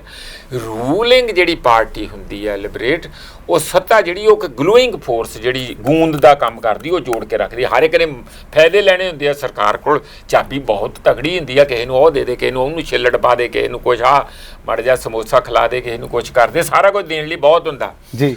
ਤੇ ਉਹ ਕਿਤੇ ਨਾ ਅੰਦਰੋਂ ਇਹੋ ਜਿਹਾ ਕਦੀ ਨਹੀਂ ਤੁਸੀਂ ਦੇਖਿਆ। ਮੈਨੂੰ ਤੇ ਪਹਿਲੀ ਵਾਰੀ ਨਜ਼ਾਰਾ ਦੇਖ ਰਿਹਾ ਕਿ ਰੂਲਿੰਗ ਪਾਰਟੀ ਹੋਵੇ ਤੇ ਉਹਦਾ ਹੀ ਇੱਕ ਹਿੱਸਾ ਜਿਹੜਾ ਆਪੋਜੀਸ਼ਨ ਪਾਰਟੀ ਵੀ ਹੋਵੇ। ਤੁਹਾਨੂੰ ਆਪੋਜੀਸ਼ਨ ਮੈਂ ਤੇ ਵਿਰੋਧੀ ਪਾਰਟੀਆਂ ਨੂੰ ਕਹਿਣਾ ਆ, ਮੈਂ ਕਈ ਵਾਰੀ ਤੁਹਾਡੇ ਚੈਨਲ ਤੇ ਅੱਜ ਫਿਰ ਰਿਪੀਟ ਕਰ ਦਿੰਦਾ ਕਿ ਉਹਨਾਂ ਨੂੰ ਨਵਜੋਤ ਸਿੰਘ ਸਿੱਧੂ ਨੂੰ ਚੀਫ ਸਪੋਕਸਮੈਨ ਬਣਾਉਣਾ ਚਾਹੀਦਾ, ਵਿਰੋਧੀ ਪਾਰਟੀਆਂ ਨੂੰ ਆਪਣਾ। ਜੋ ਉਹ ਗੱਲ ਕਹਿੰਦੇ ਉਹਦੇ ਨਾਲੋਂ ਜ਼ਿਆਦਾ ਧੜੱਲੇ ਨਾਲ, ਜ਼ਿਆਦਾ ਠੋਕ ਕੇ ਲਿਖਤੀ ਤੌਰ ਤੇ ਉਹ ਨਵਜੋਤ ਸਿੰਘ ਸਿੱਧੂ ਕਹਿੰਦੇ, ਤੇ ਉਹਦੀ ਸੁਣੀ ਵੀ ਜ਼ਿਆਦਾ ਜਾਂਦੀ ਹੈ, ਕਿਉਂਕਿ ਉਹ ਅੰਦਰੋਂ ਆ ਨਾ ਰੂਲਿੰਗ ਦੇ। ਨਹੀਂ ਤੇ ਤੁਹਾਡੇ ਮੀਡੀਆ ਵਾਲੇ ਬਾਰ-ਬਾਰ ਕੀ, ਹਾਂਜੀ ਹੁਣ ਬਾਹਰ ਆ ਗਏ ਤੇ ਹੁਣ ਗੱਲ ਕਰਦੇ ਆ, ਜਿੱਦਣ ਅੰਦਰ ਸੀ ਉਦਣ ਕਿਉਂ ਨਹੀਂ ਬੋਲੇ, ਹੁਣ ਦੱਸੋ ਬੋਲ ਰਿਹਾ, ਕਰੋ ਚੱਕੋ। ਇਸ ਲਈ ਜਿਹੜੀ ਤੁਸੀਂ ਕਹਿੰਦੇ, ਇਹਦਾ ਮੇਰਾ ਕਨਕਲੂਡਿੰਗ ਪੁਆਇੰਟ ਬਹੁਤ ਇੰਪੋਰਟੈਂਟ ਜਿਹੜਾ ਕਹਿਣਾ ਚਾਹੁੰਦਾ ਮੈਂ, ਇੱਕੋ ਲਾਈਨ 'ਚ ਕਹਿਣਾ, ਲਿਬਰੇਟ ਇਹ ਸੰਕਟ ਅੰਦਰ ਦਾ ਹੀ ਨਹੀਂ ਇਕੱਲਾ, ਇਹ ਸੰਕਟ ਸਮਾਜ ਦਾ, ਸਾਡੀ ਅਰਥ ਵਿਵਸਥਾ ਦਾ, ਸਾਡੀ ਜਿਹੜੀ ਰਾਜਨੀਤਿਕ ਪ੍ਰਣਾਲੀ ਦਾ। ਜਿਸ ਢੰਗ ਨਾਲ ਇਲੈਕਸ਼ਨ ਨੂੰ ਸ਼ੁਰੂ ਕੀਤਾ ਜਾਂਦਾ, ਜਿਸ ਢੰਗ ਨਾਲ ਗੱਪਾਂ ਮਾਰੀਆਂ ਜਾਂਦੀਆਂ, ਜਿਸ ਢੰਗ ਨਾਲ ਇਲੈਕਸ਼ਨ ਨੂੰ ਲਾਂਚ ਕੀਤਾ ਜਾਂਦਾ, ਜਿਸ ਕਿਸਮ ਦੇ ਬੰਦੇ ਕੈਂਡੀਡੇਟ ਖੜੇ ਕੀਤੇ ਜਾਂਦੇ, ਉਹ ਸਾਰੇ ਦਾ ਸੰਕਟ ਅੱਜ ਇੰਨਾ ਭਾਰਾ ਬਣ ਚੁੱਕਾ ਕਿ ਉਹ ਪਾਰਟੀਆਂ ਆਪਣੇ ਭਾਰ ਥੱਲੇ, ਆਪਣੇ ਵਿਵਾਦ ਥੱਲੇ ਡਿਸਇੰਟੀਗ੍ਰੇਟ ਹੋ ਰਹੀਆਂ। ਔਰ ਬਾਹਰੋਂ ਕਿਸਾਨ ਡੰਡੇ ਤੇ ਝੰਡੇ ਲੈ ਕੇ ਖੜੇ ਹੋ, ਤੁਹਾਨੂੰ ਅਸੀਂ ਸੂਤਰ ਕਰ ਦਿਆਂਗੇ। ਇਹ ਜਿਹੜਾ ਬਾਹਰ ਦਾ ਦਬਾਅ ਤੇ ਅੰਦਰੂਨੀ ਜਿਹੜਾ ਪਹਿਲਾਂ ਹੀ ਖੋਰਾ ਲੱਗਾ ਸੀ, ਘੁਣ ਲੱਗਾ ਸੀ ਇਹਨਾਂ ਪਾਰਟੀਆਂ ਨੂੰ, ਉਹ ਜਦੋਂ ਬਾਹਰੋਂ ਦਬਾਅ ਮਾੜਾ ਜਿਹਾ ਇੰਜ ਕਿਸਾਨਾਂ ਦਾ ਪਿਆ, ਮੂਵਮੈਂਟ ਦਾ ਡਰ ਪੈ ਗਿਆ, ਉਹ ਕੋਈ ਇੱਧਰ ਡਿੱਗਦਾ, ਕੋਈ ਉੱਧਰ ਡਿੱਗਦਾ, ਕੋਈ ਆਹ ਸ਼ਤੀਰ ਡਿੱਗ ਪਿਆ, ਕੋਈ ਆਹ ਬਾਲਾ ਡਿੱਗ ਪਿਆ, ਇਹਨਾਂ ਦਾ ਰੋਜ਼ ਕੁਛ ਨਾ ਕੁਛ ਡਿੱਗਿਆ ਹੁੰਦਾ। ਕੋਈ ਭੱਜ ਕੇ ਇੱਧਰਲੇ ਖਾਨੇ 'ਚ ਚਲੇ ਜਾਂਦਾ ਅਕਾਲੀਆਂ ਵੱਲ, ਕੁਝ ਅਕਾਲੀਆਂ 'ਚੋਂ ਨਿਕਲ ਕੇ ਕਾਂਗਰਸ ਵੱਲ ਆਉਣ ਨੂੰ ਫਿਰਦਾ, ਕੋਈ ਕਾਂਗਰਸ ਵਿੱਚੋਂ ਨਿਕਲ ਕੇ ਆਮ ਆਦਮੀ। ਲੜਾਈ ਕੁਰਸੀ ਦੀ ਹੈ, ਲੜਾਈ ਤੇ ਲਿਬਰੇਟ ਸੱਤਾ ਦੀ ਤਾਂ ਹੁੰਦੀ ਕੁਰਸੀ ਦੀ, ਇਹ ਤਾਂ ਕਹਿਣ ਦੀ ਗੱਲ ਹੀ ਨਹੀਂ ਹੈ। ਚਲੋ ਫਿਰ ਵੀ ਜਾਨੀ ਕਿ ਜਦੋਂ ਆ ਚੋਣਾਂ ਦੇ ਨੇੜੇ ਜੇ ਜ਼ਿਆਦਾ ਇੱਧਰ ਉੱਧਰ ਉੱਠਾ ਪਟਕ ਹੋਣ ਲੱਗ ਜਾਂਦੀ ਹੈ। ਚਲੋ ਆਪਾਂ ਸਿੱਧੂ ਸਾਹਿਬ ਦੀ ਗੱਲ ਚਲਾਈਏ। ਤੁਹਾਨੂੰ ਕੀ ਲੱਗਦਾ ਵੀ ਸਿੱਧੂ ਲੋਕਾਂ ਦੀ ਗੱਲ ਕਰੇਗਾ? ਬਦਲ ਹੈ ਕੈਪਟਨ ਦਾ? ਦੇਖੋ ਤੁਸੀਂ ਜਿਹੜਾ ਮੇਨ ਸੰਕਟ ਹੈ ਉਹ ਇਹ ਨਹੀਂ ਹੈ ਜਿਹੜਾ ਤੁਸੀਂ ਕੁਐਸਚਨ ਕਰ ਰਹੇ ਹੋ ਕੀ ਲੋਕਾਂ ਦਾ ਕੁਝ ਕਰੂਗਾ। ਮੈਨੂੰ ਇਹ ਲੱਗਦਾ ਕਿ ਜੇ ਮੈਂ ਇਹਦਾ ਜਵਾਬ ਦਿਆਂ ਤੁਹਾਡੀ ਇਸ ਗੱਲ ਦਾ ਕਿ ਜੇ ਇਹੋ ਜਿਹੇ ਬੰਦੇ ਨੂੰ ਸੱਤਾ ਮਿਲੇ ਤਾਂ ਤੁਸੀਂ ਉਸ ਤੇ ਉਮੀਦ ਕੁਛ ਰੱਖ ਸਕਦੇ ਆ। ਕਾਰਨ ਉਹਦਾ ਇਹ ਹੈ ਘੱਟੋ ਘੱਟ ਉਹਨੇ ਦੋ ਹੀ ਹੱਥੀਂ ਲੁੱਟਿਆ ਨਹੀਂ ਕੁਛ ਆਪਣਾ। ਠੀਕ ਆ, ਉਹ ਸਟਾਰ ਸੀਗਾ ਪਹਿਲਾਂ ਵੀ ਤੇ ਫਿਰ ਮੀਡੀਆ ਦਾ ਵੀ ਸਟਾਰ ਰਿਹਾ, ਉਹ ਆਪਣਾ ਕਮਰਸ਼ੀਅਲ ਆਪਣੇ ਕਰਦਾ ਰਿਹਾ ਜਿਹੜਾ ਕਾਮੇਡੀ ਸ਼ੋਅ ਦੇ ਵਿੱਚ। ਹੁਣ ਉਹਦੇ ਚ ਉਹਦੇ ਕੋਲ ਪੈਸੇ ਦੀ ਕੋਈ ਘਾਟ ਨਹੀਂ ਪੈਸਾ ਤੇ ਇਹਨਾਂ ਕੋਲ ਵੀ ਸਾਰਿਆਂ ਕੋਲ, ਰਾਜੇ ਕੋਲ ਘੱਟ ਰਿਹਾ, ਬਾਦਲਾਂ ਕੋਈ ਕਿਤੇ ਘੱਟ ਨਹੀਂ ਹੈਗਾ ਪੈਸਾ। ਨੀਤ ਉਹਦੀ ਠੀਕ ਹੈ ਥੋੜੀ। ਉਹਦਾ ਮਤਲਬ ਇਹ ਹੈ ਕਿ ਉਹ, ਮੇਰਾ ਖਿਆਲ ਹੈ ਕਿ ਉਹ ਲੋਕਾਂ ਨਾਲ ਪੜਨਾਇਆ ਹੋਇਆ ਇਸ ਕਿਸਮ ਦਾ ਵੀ ਕੁਛ ਕੀਤਾ ਜਾਏ ਜੀ ਹੈ। ਇਹ ਨਹੀਂ ਮੈਂ ਕਹਿੰਦਾ ਕਿ ਉਹਨੂੰ ਸੱਤਾ ਦਾ ਕੋਈ ਉਹ ਅੰਦਰੋਂ ਤਾਂਗ ਨਹੀਂ ਹੈ ਜਾਂ ਉਹਨੂੰ ਅੰਦਰੋਂ ਤਲਬ ਨਹੀਂ ਹੈ ਸੱਤਾ ਦੀ ਕੁਰਸੀ ਦੀ।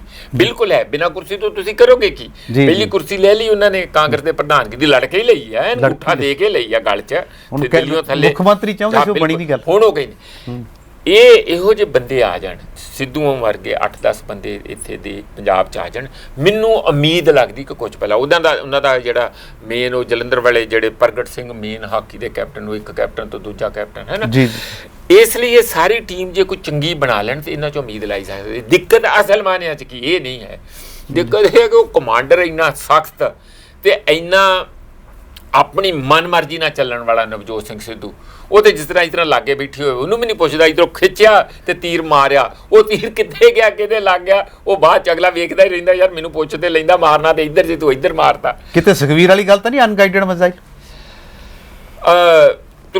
ਮੈਂ ਉਹ ਸ਼ਬਦ ਤੇ ਨਹੀਂ ਵਰਤੂੰਗਾ, ਪਰ ਇੱਕ ਉਹਨਾਂ ਦੀ ਲਿਮਿਟੇਸ਼ਨਸ ਕਹੂੰਗਾ ਮੈਂ।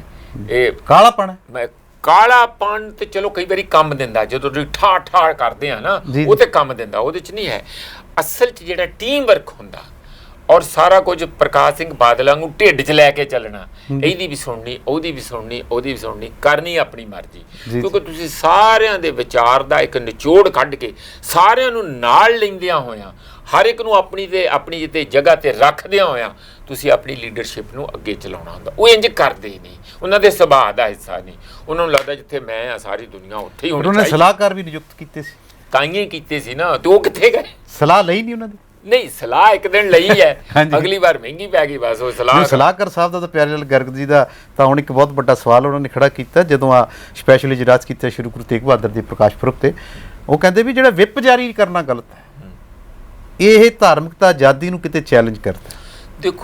ਦੇਖੋ ਪੋਲਿਟਿਕਸ ਹੋਰ ਚੀਜ਼ ਆ, ਲੀਗੈਲਿਟੀ ਹੋਰ ਚੀਜ਼ ਆ।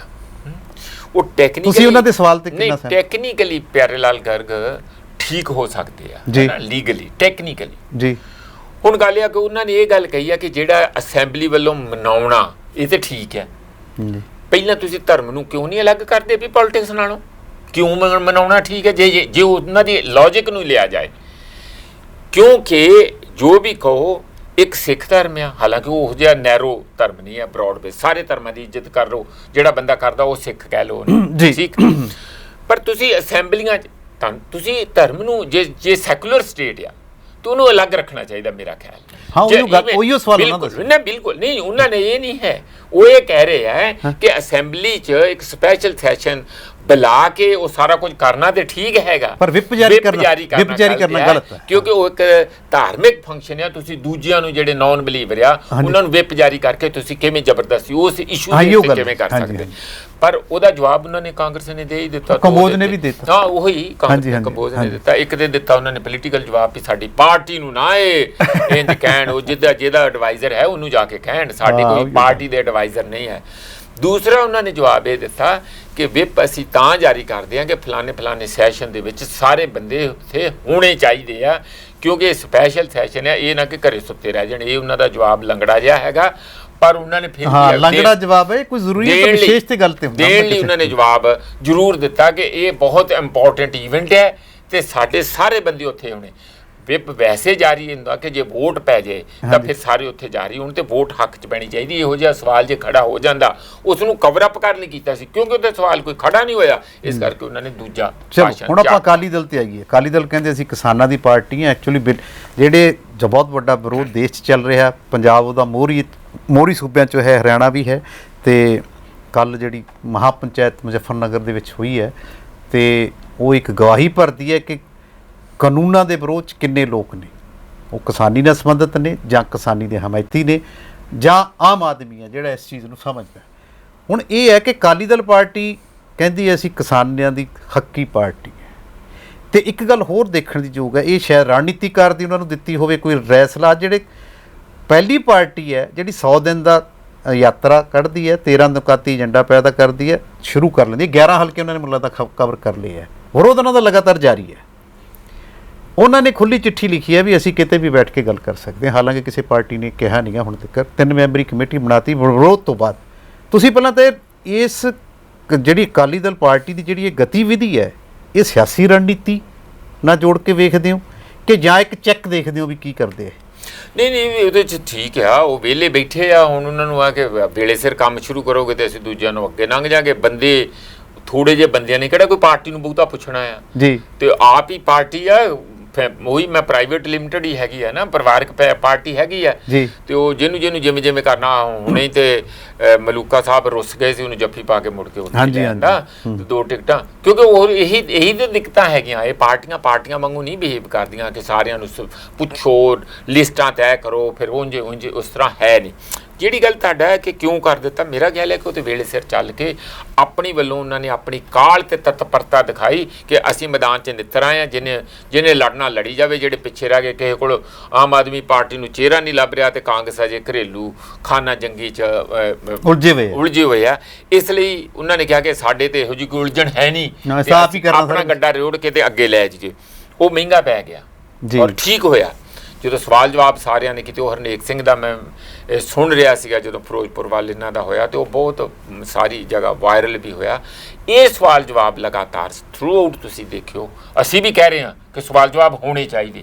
ਇਹ ਕੀ ਹੋਇਆ ਕਿ ਤੁਸੀਂ ਆਪਣਾ ਆ ਕੇ ਲੋਕਾਂ ਦਾ ਬੇਵਕੂਫ ਬਣਾ ਕੇ ਕਹੋ ਵੋਟਾਂ ਪਾ ਦਿਓ, ਬਸ ਪਾਤੀਆਂ, ਫਿਰ ਤੂੰ ਕੌਣ ਤੇ ਮੈਂ ਕੌਣ। ਉਹੀ ਬੰਦੇ ਮੁੜ ਕੇ ਕਿਤੇ ਪੁਲਿਸ ਨਾਲ ਰੱਖੀ ਹੁੰਦੀ ਹੈ ਕਿ ਇਹਨੂੰ ਨੇੜੇ ਤੇੜੇ ਕਿ ਮੈਮੋਰੈਂਡਮ ਦੇਣ ਨੂੰ ਵੀ ਨਹੀਂ ਜਾਣ ਦਿੰਦੇ, ਬਾਕੀ ਤੇ ਗੱਲ ਛੱਡੋ, ਕੰਮ ਤੇ ਕਿਸੇ ਦਾ ਕੀ ਕਰਨਾ। ਜੀ ਇਹਨਾਂ ਹਾਲਾਤਾਂ 'ਚ ਜਦੋਂ ਇਹ ਹੁਣ ਚੱਲ ਰਹੇ ਆ, ਵੋਟਾਂ ਮੰਗਣ ਜਾ ਰਹੇ ਆ, ਤੇ ਲੋਕਾਂ ਨੂੰ ਪੁਰਾਣਾ ਹਿਸਾਬ ਕਿਤਾਬ ਪੁੱਛਣਾ ਚਾਹੀਦਾ। ਉਹੀ ਗੱਲਾਂ ਹੋ ਰਹੀਆਂ ਜੀ। ਇਹਦਾ ਜਦੋਂ ਸਾਹਮਣਾ ਵੱਡੇ ਪੱਧਰ ਤੇ ਕਰਨਾ ਪਿਆ ਮੋਗੇ ਵਾਲਾ ਲਾਠੀ ਚਾਰਜ ਹੋਣ ਤੋਂ ਬਾਅਦ, ਉਹਨਾਂ ਨੂੰ ਲੱਗਾ ਕਿ ਇਹ ਵੋਟਾਂ ਬਣਨ ਦੀ ਜਗ੍ਹਾ ਵੋਟਾਂ ਟੁੱਟਣੀਆਂ ਸ਼ੁਰੂ ਹੋ ਗਈਆਂ, ਇਸ ਲਈ ਇਸ ਨੂੰ ਰੋਕ ਦਿਓ। ਯਾਨੀ 6 ਦਿਨ ਦੀ ਸਥਗਿਤ ਇਸੇ ਕਰਕੇ ਬਿਲਕੁਲ ਕੀਤੀ ਹੈਗੀ ਆ। ਅਜੇ ਵੀ ਉਹਨਾਂ ਨੂੰ ਉਹ ਅੱਗੇ ਨਾਲੋਂ ਸੁਧਰੇ ਤੇ ਹੈ। ਹੁਣ ਉਹਨਾਂ ਨੇ ਇਹ ਕਹਿਤਾ ਕਿ ਅਸੀਂ 32 ਦੀਆਂ 32 ਯੂਨੀਅਨਾਂ ਨੂੰ ਅੱਜ ਉਹਨਾਂ ਨੇ ਕਾਲ ਦਿੱਤੀ ਸੁਖਬੀਰ ਬਾਦਲ ਨੇ, ਕੋਈ ਸਾਨੂੰ ਆ ਕੇ ਮਿਲਣਾ, ਅਸੀਂ ਉਹਨਾਂ ਦੇ ਨਾਲ ਰਲ ਕੇ ਮੋਢੇ ਤੋਂ ਮੋਢਾ ਜੋੜ ਕੇ ਤਿੰਨੇ ਕਾਲੇ ਕਾਨੂੰਨ ਵਾਪਸ ਕਰਾਉਣ ਲਈ ਤਿਆਰ ਬੈਠੇ ਹਾਂ ਜੀ। ਪਹਿਲਾਂ ਵੀ ਉਹਨਾਂ ਨੇ ਕਿਹਾ ਸੀਗਾ ਕਿ ਜਿਹੜੇ ਉੱਥੇ ਬਾਰਡਰਾਂ ਤੇ ਬੈਠੇ ਆ ਉਹਨਾਂ 'ਚੋਂ 70% ਸਾਡੇ ਸਪੋਰਟਰ ਆ, ਅਕਾਲੀ ਬੈਠੇ ਆ, ਕਿਸਾਨ ਜਿਹੜੇ ਆ, ਇਹੋ ਜਿਹੀਆਂ ਗੱਲਾਂ ਪਹਿਲਾਂ ਵੀ ਕੀਤੀ। ਇਹਦੇ 'ਚ ਵੀ ਕੋਈ ਦੋ ਰਾਏ ਨਹੀਂ ਹੈ ਕਿ ਅਕਾਲੀ ਦਲ ਬਾਈ ਐਂਡ ਲਾਰਜ ਪੇਂਡੂ ਤੇ ਕਿਸਾਨੀ ਆਧਾਰਿਤ ਹੈਗੀ ਆ, ਇਹਦੇ 'ਚ ਵੀ ਕੋਈ ਦੋ ਰਾਏ ਨਹੀਂ ਹੈਗੀ। ਪਰ ਜੋ 25 ਸਾਲ ਇਹਨਾਂ ਨੇ ਕੜੀ ਘੋਲੀ, ਮੈਂ ਕਹੂੰਗਾ ਕਿ ਜਾ ਕੇ ਉਹਨਾਂ ਦੇ ਕੁੱਛੜ ਚੜੇ ਰਹੇ ਕਿ ਜਿਹਦੇ ਨਾਲ ਤੁਹਾਡਾ ਕੋਈ ਵੀ ਨਹੀਂ, ਕਿਸੇ ਕਿਸਮ ਦੀ ਰਾਜਨੀਤਿਕ ਤੇ ਸਿਧਾਂਤਕ ਤੇ ਫਿਲਾਸਫੀ ਤੁਹਾਡੀ ਕੋਈ ਪ੍ਰੋਗਰਾਮੈਟਿਕ ਕੋਈ ਸਾਂਝ ਨਹੀਂ, ਸਿਵਾਏ ਇਹ ਕਿ ਤੁਹਾਨੂੰ ਸੱਤਾ 'ਚ ਆਉਣਾ ਉਹਦੇ ਨਾਲ ਉਹ ਈਜ਼ੀ ਸੀਗਾ। ਉਹਦੇ ਨਾਲ ਜੋ ਤੁਸੀਂ ਆਪਣਾ ਇਹਨਾਂ ਨੇ ਪਾਰਟੀ ਦਾ ਨੁਕਸਾਨ ਕਰਾਇਆ, ਕਾਡਰ ਦਾ ਕਰਾਇਆ, ਪੱਠਾ ਬਿਠਾਤਾ, ਅੱਜ ਜਵਾਬ ਦੇਣੇ ਔਖੇ ਹੋਏ ਆ। ਉਹੀ ਬਿੱਲ ਜਿਹੜੇ ਤਿੰਨੇ ਹੁਣ ਕਹਿੰਦੇ ਵਾਪਸ ਕਰੋ, ਤੇ ਪਹਿਲਾਂ ਉਹਨਾਂ ਦੇ ਹੱਕ 'ਚ ਢੰਡੋਰਾ ਪਿੱਟਿਆ ਵੀ ਇਹਨਾਂ ਨੂੰ ਤੁਸੀਂ ਧਿਆਨ ਨਾ ਪੜੋ। ਹੁਣ ਇਹ ਗੱਲਾਂ ਦਾ ਕਿਵੇਂ ਜਵਾਬ ਦੇਣਗੇ? ਇਸ ਲਈ ਉਹ ਨਿਕਲਦੇ ਆਏ। ਨਿਕਲਣ ਦਾ ਬਾਹਰ ਬੀਜੇਪੀ ਨਾਲ ਉਹਨਾਂ ਨੂੰ ਫਾਇਦਾ ਵੀ ਹੋਇਆ। 9 ਮਾਰਚ ਦਾ ਰਿਸ਼ਤਾ ਜਿਹੜਾ ਸੀ ਉਹ ਟੁੱਟਿਆ। ਹੁਣ ਨਹੀਂ ਉਹ ਗੱਲ ਕਹਿੰਦੇ, ਪਰ ਅਜੇ ਵੀ ਜਿਸ ਢੰਗ ਨਾਲ ਉਹਨਾਂ ਨੂੰ ਅਗਨ ਪ੍ਰੀਖਿਆ ਦੇਣੀ ਪੈਣੀ ਆ ਜੀ, ਉਹ ਦੇ ਨਹੀਂ ਰਹੇ, ਉਹਦੇ ਤੋਂ ਭੱਜ ਰਹੇ ਆ। ਮੈਂ ਭੱਜਣ ਦਾ ਕਾਰਨ ਮੈਨੂੰ ਇਹ ਲੱਗਦਾ ਕਿ ਜਿਹੜਾ ਉੱਥੇ ਵੱਡਾ ਬੈਠਾ ਸਾਹਿਬ ਨਰਿੰਦਰ ਮੋਦੀ ਤੇ ਉਹਦਾ ਜਿਹੜਾ ਲੈਫਟੀਨੈਂਟ ਅਮਿਤ ਸ਼ਾਹ, ਉਹ ਹੋਮ ਮਿਨਿਸਟਰ ਹੋਣ ਕਰਕੇ ਉਹ ਜੋੜੀ ਜਦੋਂ ਮੜ ਜਾ ਅੱਖਾਂ ਦਿਖਾਉਂਦੀ ਆ ਨਾ, ਇਹ ਭੱਜਦੇ ਆ, ਦਿੱਲੀ ਵੱਲ ਨਹੀਂ ਜਾਂਦੇ। ਤੇ ਐਤਕੀ ਵੋਟਾਂ ਪੈਣੀਆਂ ਦਿੱਲੀ ਵੱਲ ਜਾ ਕੇ। ਜੇ ਜਦ ਤੱਕ ਤੁਸੀਂ ਜਿਹੜਾ ਬੰਦਾ ਜਿਹੜੀ ਪਾਰਟੀ ਅੱਖਾਂ ਦਿਖਾ ਕੇ ਨੰਗੇ ਧੜ ਬੀਜੇਪੀ ਨੂੰ ਨਹੀਂ ਘੇਰਦੀ ਜੀ, ਉਹਨੂੰ ਵੋਟਾਂ ਕੌਣ ਪਾਊਗਾ? ਲੜਾਈ ਤੇ ਸਾਰੀ ਦੀ ਸਾਰੀ ਬੀਜੇਪੀ ਵਰਸਸ ਕਿਸਾਨ ਹੋਈ ਹੈ। ਤੇ ਮਜਬੂਰੀ ਤੇ ਜ਼ਰੂਰਤ ਹੋਗੀ, ਮਜਬੂਰੀ ਹੈ। ਮੈਂ ਤੇ ਕਿੰਨੀ ਵਾਰੀ ਚੈਨਲਾਂ ਤੇ ਇਹ ਗੱਲ ਕਰਦਾ ਕਿ ਤੁਸੀਂ ਇੱਥੇ ਕਿਸੇ ਕੰਸਟੀਚੁਐਂਸੀ 'ਚ ਤੁਹਾਨੂੰ ਜਾਣ ਦੀ ਲੋੜ ਨਹੀਂ ਹੈ। ਆ ਜਿਹੜਾ ਡਰਾਮਾ ਕਰਦੇ ਫਿਰਦੇ ਆ 100 ਦਿਨ ਦਾ ਪ੍ਰੋਗਰਾਮ, ਕੋਈ ਕਰਨ ਦੀ ਲੋੜ ਨਹੀਂ ਹੈ। ਫਿਰ ਬੀਜੇਪੀ ਦਾ ਵਿਰੋਧ ਕਰੋ। ਨਾ ਤੁਸੀਂ ਇੱਕ ਕੰਮ ਕਰੋ ਵੀ ਇੱਕੋ ਵਾਰੀ ਧੜੱਲੇ ਦੇ ਨਾਲ 8-10 ਹਜ਼ਾਰ ਬੰਦਾ, ਮੈਂ ਕਹਿੰਦਾ 10,000 ਵੀ ਛੱਡੋ, 5000 ਲੈ ਲਓ, 5000 ਵੀ ਬੰਦਾ ਬਹੁਤ ਹੁੰਦਾ ਜੀ, ਬਹੁਤ। ਬੱਸਾਂ ਭਰ ਕੇ ਇਹਨਾਂ ਦੀਆਂ ਬੱਸਾਂ ਬੜੀਆਂ ਸੋਹਣੀਆਂ ਏਸੀ ਬੱਸਾਂ, ਆਪਣੀਆਂ ਕੰਪਨੀਆਂ ਹੈਗੀਆਂ, ਸ਼ਿੰਗਾਰ ਕੇ ਕਿਸਾਨਾਂ ਦੇ ਝੰਡੇ ਉੱਤੇ ਲਾ ਕੇ ਵਿੱਚੇ ਤਿਰੰਗੇ ਲਾ ਕੇ ਪਹੁੰਚੋ ਉੱਥੇ। ਤੁਸੀਂ ਜੰਤਰ ਮੰਤਰ ਤੁਹਾਨੂੰ ਰਾਹ 'ਚ ਰੋਕਣਗੇ, ਨਾ ਰੁਕਿਓ। ਤੁਸੀਂ ਆਪਣੀਆਂ ਪੁਰਾਣੀਆਂ ਜਿਹੜੀਆਂ ਸ਼ਹਾਦਤਾਂ ਵਾਲਾ ਉਹ ਅਕਾਲੀ ਦਲ ਦਾ ਅਸਲੀ ਰੂਪ ਜਿਹੜਾ ਕਦੀ ਅੱਜ ਤੋਂ 50 ਸਾਲ ਪਹਿਲਾਂ ਹੁੰਦਾ ਸੀ, ਲੈ ਕੇ ਚੱਲੋ। ਤਾਂ ਇਹ ਦੇਸ਼ ਸਾਡਾ, ਜਦੋਂ ਅੱਜ ਉਹਨਾਂ ਨੇ ਕਿਹਾ ਕਿ ਸਾਡੀ ਟੱਕਰ ਤੇ ਦਿੱਲੀ ਦੇ ਨਾਲ ਆ, ਕਿਹਾ ਨਾ, ਉਹ ਸੁਖਵੀਰ ਜੀ ਨੂੰ ਮੈਨੂੰ ਲੱਗਦਾ ਰਣਨੀਤੀਕਾਰ ਨੇ ਚੰਗੇ ਸਮਝਾਏ ਹੋਏ ਗੱਲ ਹੈ ਵੀ ਆਪਾਂ ਲੜਨਾ ਨਹੀਂ, ਆਪਣੀ ਲੜਾਈ ਭਰਾਵਾਂ ਨੇ ਨਹੀਂ ਲੜਨਾ, ਆਪਣੀ ਤਾਂ ਲੜਾਈ ਦਿੱਲੀ ਨਾਲ। ਮੈਂ ਕਿਹਾ ਵੀ ਹੁਣ ਕਿਹਾ ਨਾ, ਹੁਣ ਕਿਹਾ ਪਹਿਲਾਂ ਕਹਿਣਾ ਚਾਹੀਦਾ। ਉਹ ਵੀ ਮੈਂ ਤੁਹਾਨੂੰ ਦੱਸਦਾ ਕਿ ਇਹ ਜਿੱਦਣ ਰੌਲਾ ਪਿਆ ਮੈਂ ਉਦਣ ਹੀ ਇੰਜ ਬੈਠਾ ਸੀ ਕਿਸੇ ਦੇ ਨਾਲ। ਅੱਛਾ ਜੀ। ਔਰ ਮੈਂ ਠੋਕ ਕੇ ਗੱਲ ਉਦਣ ਹੀ ਕਹਿਤੀ, ਮੈਂ ਕਿਹਾ ਇੱਥੇ ਛੱਡ ਦਿਓ ਇਹ ਕੰਮ ਤੁਸੀਂ। ਹਾਂਜੀ। ਉਹਨਾਂ ਦੇ ਬੰਦੇ ਵੀ ਬੈਠੇ ਸੀਗੇ ਵਿੱਚ ਹੀ। ਮੈਂ ਕਿਹਾ ਛੱਡ ਦਿਓ ਕੰਮ, ਤੁਹਾਨੂੰ ਸਾਰਾ ਪੰਜਾਬ ਵੋਟਾਂ ਹੀ ਨਹੀਂ ਪਊਗਾ, ਤੁਹਾਡੇ ਗਲ 'ਚ ਹਾਰ ਪਾ ਕੇ ਤੁਹਾਡੇ ਪੁਰਾਣੇ ਪਾਪ ਜਿਹੜੇ ਆ ਉਹ ਵੀ ਧੋ ਦੂਗਾ। ਕਿਤੇ ਤੁਹਾਨੂੰ ਹਰਿਮੰਦਰ ਸਾਹਿਬ ਜਾ ਕੇ ਆਪਣੇ ਪਾਪ ਬਖਸ਼ਾਉਣ ਲਈ ਮੱਥਾ ਟੇਕਣ ਦੀ ਲੋੜ ਨਹੀਂ ਤੇ ਜੁੱਤੀਆਂ ਸਾਫ਼ ਕਰਨ ਦੀ ਲੋੜ ਨਹੀਂ ਹੈ। ਤੁਸੀਂ ਇੱਕ ਵਾਰੀ ਦਿਲੋਂ ਮੋਦੀ ਨੂੰ ਵੰਗਾਰ ਦਿਓ, ਉਹ ਕਹੋ ਇਹ ਪੰਜਾਬ ਦੀ ਧਰਤੀ ਦੇ ਆਏ ਆ ਗੱਭਰੂ ਤੇ ਕਿਸਾਨ ਆਏ ਆ, ਇੱਕ ਅਕਾਲੀ ਆਏ ਆ, ਅਸਲੀ ਉਹ ਪੁਰਾਣੀ ਅਕਾਲੀ ਪਾਰਟੀ। ਅਸੀਂ ਇੱਥੇ ਤਾਂ ਉਦੋਂ ਤੱਕ ਨਹੀਂ ਵਾਪਸ ਜਾਵਾਂਗੇ, ਤੰਬੂ ਲਾ ਕੇ ਬੈਠੇ ਆ, ਜਦ ਤੱਕ ਤੁਸੀਂ ਕਿਸਾਨ ਸਾਡੇ ਵੀਰਾਂ ਨੂੰ ਵਾਪਸ ਮੰਗਾਂ ਮੰਨ ਕੇ ਪੰਜਾਬ ਹਰਿਆਣੇ 'ਚ ਤੇ ਯੂਪੀ 'ਚ ਨਹੀਂ ਭੇਜਦੇ। ਲੈ ਇੰਨੀ ਗੱਲ ਆ, ਇੱਥੋਂ ਆਪਣੇ ਆਪ ਹੀ ਪ੍ਰਚਾਰ ਹੋ ਜਾਣਾ ਸਾਰੀ ਦੁਨੀਆ 'ਚ। ਕੀ ਪਿੰਡੋ ਪਿੰਡੀ ਜਾ ਕੇ ਕਰਨਾ? ਫਿਰ ਮੇਰੇ ਮਨ 'ਚ ਇਹ ਆ ਲਿਬਰੇਟ, ਮੈਂ ਸੋਚਦਾ ਵੀ ਇਹ ਕਰਦੇ ਕਿਉਂ ਨਹੀਂ? ਕਰਦੇ ਆ ਉਹ ਫਾਈਲਾਂ, ਹਰ ਇੱਕ ਦੀ ਫਾਈਲ ਉੱਤੇ ਦੱਬੀ ਹੈ, ਉਹ ਈਡੀ ਦਿਖਾ ਦਿੰਦੇ, ਉਹ CBI ਦਿਖਾ ਦਿੰਦੇ, ਉਹ ਫਲਾਨਾ ਦਿਖਾ ਦਿੰਦੇ, ਆਪਣੇ ਬੀਤੇ ਦਿਨਾਂ ਦੇ ਗੁਨਾਹਾਂ ਕਰਕੇ। ਸਾਰਿਆਂ ਦੀਆਂ ਫਾਈਲਾਂ ਉੱਥੇ ਪਈਆਂ ਹੋਈਆਂ, ਜਿਹਦਾ ਜੀ। ਮਰਜ਼ੀ ਖਿੱਚ ਕੇ ਉਹ ਕਹੇ ਮਾੜੀ ਜੀ ਝਾੜ ਕੇ ਦਿਖਾ ਦੇ ਵੀ ਉਦੋਂ ਆਹ ਚੁੱਪ ਦੇਖ ਕਰ ਲਓ, ਜਾਂਦਾ। ਆਹ ਦੇਖ ਲਓ, ਉਧਰ ਨੂੰ ਮੂੰਹ ਨਹੀਂ ਕਰਦੇ। ਮੈਂ ਤੇ ਕਹਿੰਦਾ ਹੁਣ ਕਿਸਾਨਾਂ ਦੀਆਂ ਕਿਹੜੀਆਂ ਫਾਈਲਾਂ ਕੱਢ ਲਓ, ਕੁੱਟ ਲਓ, ਮਾਰ ਲਓ। ਅੱਜ ਵੀ ਉਹਨਾਂ ਨੇ ਕਿਹਾ ਵੀ ਅਸੀਂ ਤੇ ਨੰਗੇ ਧੜ ਜਾਵਾਂਗੇ, ਸ਼ਾਂਤਮਈ ਰਵਾਂਗੇ, ਜੇ ਸਿਰ ਪਾੜਨੇ ਹੋਰ ਪਾੜ ਲਓ, ਗੋਲੀਆਂ ਮਾਰਨੀਆਂ ਹੋਰ ਮਾਰ। ਕਿਸਾਨ ਕਹਿ ਰਹੇ, ਕੱਲ ਦੇ ਇੰਟਰਵਿਊ ਦੇ ਵਿੱਚ ਕਹਿ ਰਹੇ ਆ ਜਿਹੜਾ ਕਰਨਾਲ ਚ ਅੱਜ ਹੋ ਰਿਹਾ। ਹਾਂ, ਹੁਣ ਤੁਸੀਂ ਦੱਸੋ, ਚਲੋ ਹੁਣ ਆਪਾਂ ਆ ਗਏ, ਆਪਾਂ ਚਲ ਕਿਸਾਨੀ ਅੰਦੋਲਨ ਵੱਲ ਮੁੜਦੇ ਹਾਂ। ਹੁਣ ਸੁਪਰੀਮ ਕੋਰਟ ਨੇ ਜਿਹੜਾ ਪਟੀਸ਼ਨ ਦਾਇਰ ਹੋਈ ਸੀ ਕਿ ਸਿੰਘੂ ਬਾਰਡਰ ਜਾਂ ਟਿੱਕਰੀ ਬਾਰਡਰ ਦੇ ਵਿੱਚ ਰਾਸਤਾ ਰੁਕਿਆ ਹੋਇਆ, ਉਹ ਰੋਕਣ ਵਾਸਤੇ ਪਟੀਸ਼ਨ ਦਾਇਰ ਹੋਈ ਸੀ ਸੋਨੀਪਤ ਤੋਂ ਕੋਈ ਹੋਈ ਸੀ, ਤੇ ਉਹ ਖਾਰਜ ਕਰ ਦਿੱਤੀ ਹੈ। ਉਹਨਾਂ ਨੇ ਕਿਹਾ ਵੀ ਤੁਸੀਂ ਆਪਦਾ ਹਾਈ ਕੋਰਟ ਤੇ ਪਹਿਲਾਂ ਕਰੋ, ਫਿਰ ਉਸ ਤੋਂ ਬਾਅਦ ਸਾਡੇ ਕੋਲੇ ਆਓ, ਨਿਰਦੇਸ਼ ਦਿੱਤੇ ਨੇ। ਤੇ ਅਦਾਲਤ ਕਾਫੀ ਐਕਟਿਵ ਹੋਈ ਹੈ। ਕਈ ਵਾਰੀ ਇੱਕ ਆਪਾਂ ਸਿਆਸੀ ਗੱਲ ਵੀ ਕਰਦੇ ਹਾਂ ਦੇ ਨਾਲ, ਇੱਕ ਹੁਣ ਸੰਜੇ ਸਿੰਘ ਦੀ ਵਾਰੰਟ ਜਾਰੀ ਹੋ ਗਏ, ਫਿਰ ਦੋਹਰੇ ਸੰਵਿਧਾਨ ਕਰਕੇ ਅਕਾਲੀ ਦਲ ਨੂੰ ਵੀ ਚੈਲੰਜ ਹੋਇਆ, ਸ਼ਾਇਦ ਸੁਖਬੀਰ ਬਾਦਲ ਨੂੰ ਤੇ ਉੱਥੇ ਹਾਜ਼ਰ ਹੋਣ ਲਈ ਕਿਹਾ ਜ਼ਮਾਨਤ ਵਾਸਤੇ, ਸੰਜੇ ਸਿੰਘ ਦੀ ਵੀ ਕਿਹਾ ਹੋਇਆ। ਇਹ ਹੁਣ ਅਦਾਲਤ ਐਕਟਿਵ ਹੋਊਗੀ ਜਾਂ ਕੀਤੀ ਗਈ ਹੈ? ਦੇਖੋ ਆ ਜਿਹੜੇ ਤੇ ਸੰਜੇ ਸਿੰਘ ਵਾਲੇ ਆ ਜਾਂ ਆਮ ਆਦਮੀ ਪਾਰਟੀ ਦੇ ਹੋਰਨਾਂ ਨੂੰ ਆ, ਇਹ ਤੇ ਪੁਰਾਣੇ ਡਿਸਟ੍ਰਿਕਟ ਲੈਵਲ ਤੇ ਆ, ਇਹ ਕੋਈ ਬਹੁਤੀ ਉਸ ਕਿਸਮ ਦੀ ਹੈ। ਹੋ ਸਕਦਾ ਇਲੈਕਸ਼ਨਾਂ ਦੇ ਵਿੱਚ ਉਹਦਾ ਲਾਹਾ ਲੈਣ ਲਈ ਵੀ ਐਕਟਿਵ ਕੀਤੇ ਹੋਣ ਜਾਂ ਕਿਉਂਕਿ ਇੱਕ ਮਾਮਲਾ ਹੁਣ ਆਪਾਂ ਜੇ ਗੱਲ ਕਰੀਏ ਇਹਨਾਂ ਦੇ ਆਮ ਆਦਮੀ ਪਾਰਟੀ ਦੇ ਆਗੂਆਂ ਤੇ ਜਨਵਰੀ 2020 ਦਾ, ਉਹ ਹੁਣ ਦਰਜ ਹੋ ਰਿਹਾ। ਨਹੀਂ, ਮੈਂ ਠੀਕ ਹੈ, ਮੈਂ ਕਿਹਾ ਉਹਦੇ ਚ ਪੋਲੀਟੀਕਲ ਲਾਹਾ ਲੈਣ ਦੀਆਂ ਗੱਲਾਂ ਹੋ ਸਕਦੀਆਂ, ਪਰ ਇਹ ਬੜੀ ਮਾਈਨਰ ਗੱਲ ਆ। ਸਾਰਿਆਂ ਕਿਸਾਨਾਂ ਤੇ ਵੀ ਹੋਈ ਜਾਂਦੇ, ਇਹਨਾਂ ਤੇ ਵੀ ਹੋ ਜਾਣਗੇ। ਆ ਕੇ ਪੇਸ਼ ਹੋਣ ਲਿਖਿਆ, ਕਈ ਇਹਦੀਆਂ ਪੇਸ਼ੀਆਂ ਸੀ, ਪੇਸ਼ੀਆਂ ਨਹੀਂ ਪਾਈਆਂ। ਸੰਜੇ ਸਿੰਘ ਦਾ ਤੇ ਇਹ ਕੇਸ ਆ, ਆਏ ਨਹੀਂ ਹੈ। ਉਹਨਾਂ ਨੇ ਕਿਹਾ ਫਿਰ ਵਾਰੰਟ ਜਾਰੀ ਕਰੋ। ਹੁਣ ਕੋਰਟ ਦਾ ਤੁਹਾਨੂੰ ਬਾਰ-ਬਾਰ ਬੁਲਾਉਣ, ਤੁਸੀਂ ਆਓ ਨਾ, ਫਿਰ ਦਾਦੇ ਥੋੜੀ ਆ ਤੁਸੀਂ। ਠੀਕ ਹੈ, ਐਮਪੀ ਹੈ, ਪਰ ਕਾਨੂੰਨ ਦੇ ਸਾਹਮਣੇ ਤੇ ਤੁਸੀਂ ਇੱਥੇ ਦੇ ਸਿਟੀਜ਼ਨ ਵੀ ਹੈਗੇ ਆ ਨਾ। ਤੇ ਇਸ ਕਰਕੇ ਉਹਨਾਂ ਦਾ ਤੇ ਇਸ ਗੱਲ ਕਰਕੇ ਜਿਹੜਾ ਸੁਪਰੀਮ ਕੋਰਟ ਵਾਲਾ ਹਾਂਜੀ, ਉਹ ਅਲੱਗ ਕੇਸ ਆ। ਉਹ ਉੱਥੇ ਜਿਹੜਾ ਟਿੱਕਰੀ ਦੇ ਖਾਸ ਕਰਕੇ ਬੈਠੇ ਆ, ਜਿਹੜਾ ਨੇੜੇ ਤੇੜੇ ਇੰਡਸਟਰੀਅਲ ਏਰੀਆ ਬਹਾਦਰਗੜ੍ਹ ਵਾਲਾ ਹੈਗਾ, ਉੱਥੇ ਉਹ 9000 ਯੂਨਿਟ ਜੇ ਉਹ ਕਈ ਵਾਰੀ ਉਹਨਾਂ ਨੇ ਇਹ ਬਿਆਨ ਦਿੱਤੇ ਆ ਕਿ ਸਾਡੀ ਇੰਡਸਟਰੀ ਜਿਹੜੀ ਆ ਉਹ ਬਹੁਤ ਬੁਰੇ ਤਰੀਕੇ ਨਾਲ ਪ੍ਰਭਾਵਿਤ ਹੋ ਰਹੀ ਆ। ਸਾਡੇ ਇੱਥੇ ਤੁਸੀਂ ਰਾਹ ਤੇ ਸਾਰੇ ਰੋਕੇ, ਸਾਡੇ ਕੋਲ ਤਾਂ ਕੋਈ ਗਾਹਕ ਹੀ ਨਹੀਂ ਆਉਂਦਾ। ਸਾਡੇ ਕੋਲ ਬਾਹਰੋਂ ਜਿਹੜੇ ਲੋਕਾਂ ਨੇ ਵਿਦੇਸ਼ੀਆਂ ਨੇ ਆ ਕੇ ਆਰਡਰ ਦੇਣੇ ਹੁੰਦੇ, ਉਹ ਨਹੀਂ ਆਉਂਦੇ। ਛੋਟੇ ਯੂਨਿਟ ਆ ਵੈਸੇ ਹੀ ਖਤਮ ਹੋ ਰਹੇ ਆ, ਜਿਹੜੀਆਂ ਨਾਲ ਡਿਪੈਂਡੈਂਟ ਯੂਨਿਟ ਸੀ। ਇਸ ਲਈ ਉਹ ਬਾਰ-ਬਾਰ ਕੋਰਟ ਨੂੰ ਭੱਜਦੇ ਆ ਕਿ ਕਿਰਪਾ ਕਰਕੇ ਸੜਕ ਜਿਹੜੀ ਆ ਖਾਲੀ ਕਰਾਓ, ਨਹੀਂ ਤੇ ਸਾਡੀ ਇੱਥੇ ਬਹਾਦਰਗੜ੍ਹ ਦੇ ਜਿੰਨੀ ਇੰਡਸਟਰੀ ਆ ਉਹ ਖਤਮ ਹੋਣ ਦੇ ਕਿਨਾਰੇ ਆ। ਇਹ ਗੱਲਾਂ ਪਹਿਲਾਂ ਵੀ ਸੀ, ਉਦੋਂ ਵੀ ਉਹਨਾਂ ਨੇ ਕਿਹਾ ਸੀ ਕਿ ਇਹਨਾਂ ਦਾ ਹੱਕ ਹੈਗਾ ਆ ਪ੍ਰੋਟੈਸਟ ਕਰਨ ਦਾ, ਇਹ ਕਾਨੂੰਨਨ ਹੱਕ ਆ, ਅਸੀਂ ਇਹਦੇ ਬਾਰੇ ਕੁਝ ਨਹੀਂ ਕਹਿ ਸਕਦੇ। ਤੇ ਮੈਨੂੰ ਚੰਗੀ ਗੱਲ ਇਹ ਲੱਗੀ ਹੈ ਕਿ ਰੰਜਨ ਗਗੋਈ ਵੇਲੇ ਉਹਨੇ ਉਦੋਂ ਮਦਦ ਕਿਸਾਨਾਂ ਦੀ ਨਹੀਂ ਸੀ ਕੀਤੀ, ਕਈ ਗੱਲਾਂ 'ਚ ਇਹਨਾਂ ਕਾਨੂੰਨਾਂ ਬਾਰੇ ਵੀ ਨਹੀਂ ਸੀ ਕੀਤੀ ਜਦੋਂ ਗਈ ਸੀ। ਤਾਂ ਹੁਣ ਜਿਹੜਾ ਰਮੰਨਾ ਸਾਹਿਬ ਹੈਗੇ ਆ, ਉਹਨਾਂ ਨੇ ਥੋੜ੍ਹਾ ਜਿਹਾ ਹਿੰਮਤ ਨਾਲ ਕਿਹਾ ਕਿ ਜਾਓ, ਜਾ ਕੇ ਹਾਈ ਕੋਰਟ 'ਚ ਜਾਓ, ਜਿੰਨੇ ਕਰਾਉਣਾ। ਇਹ ਤੁਹਾਡਾ ਹਾਈ ਕੋਰਟ ਦਾ ਕੇਸ ਹੈ, ਸੁਪਰੀਮ ਕੋਰਟ ਦਾ ਕੇਸ ਨਹੀਂ।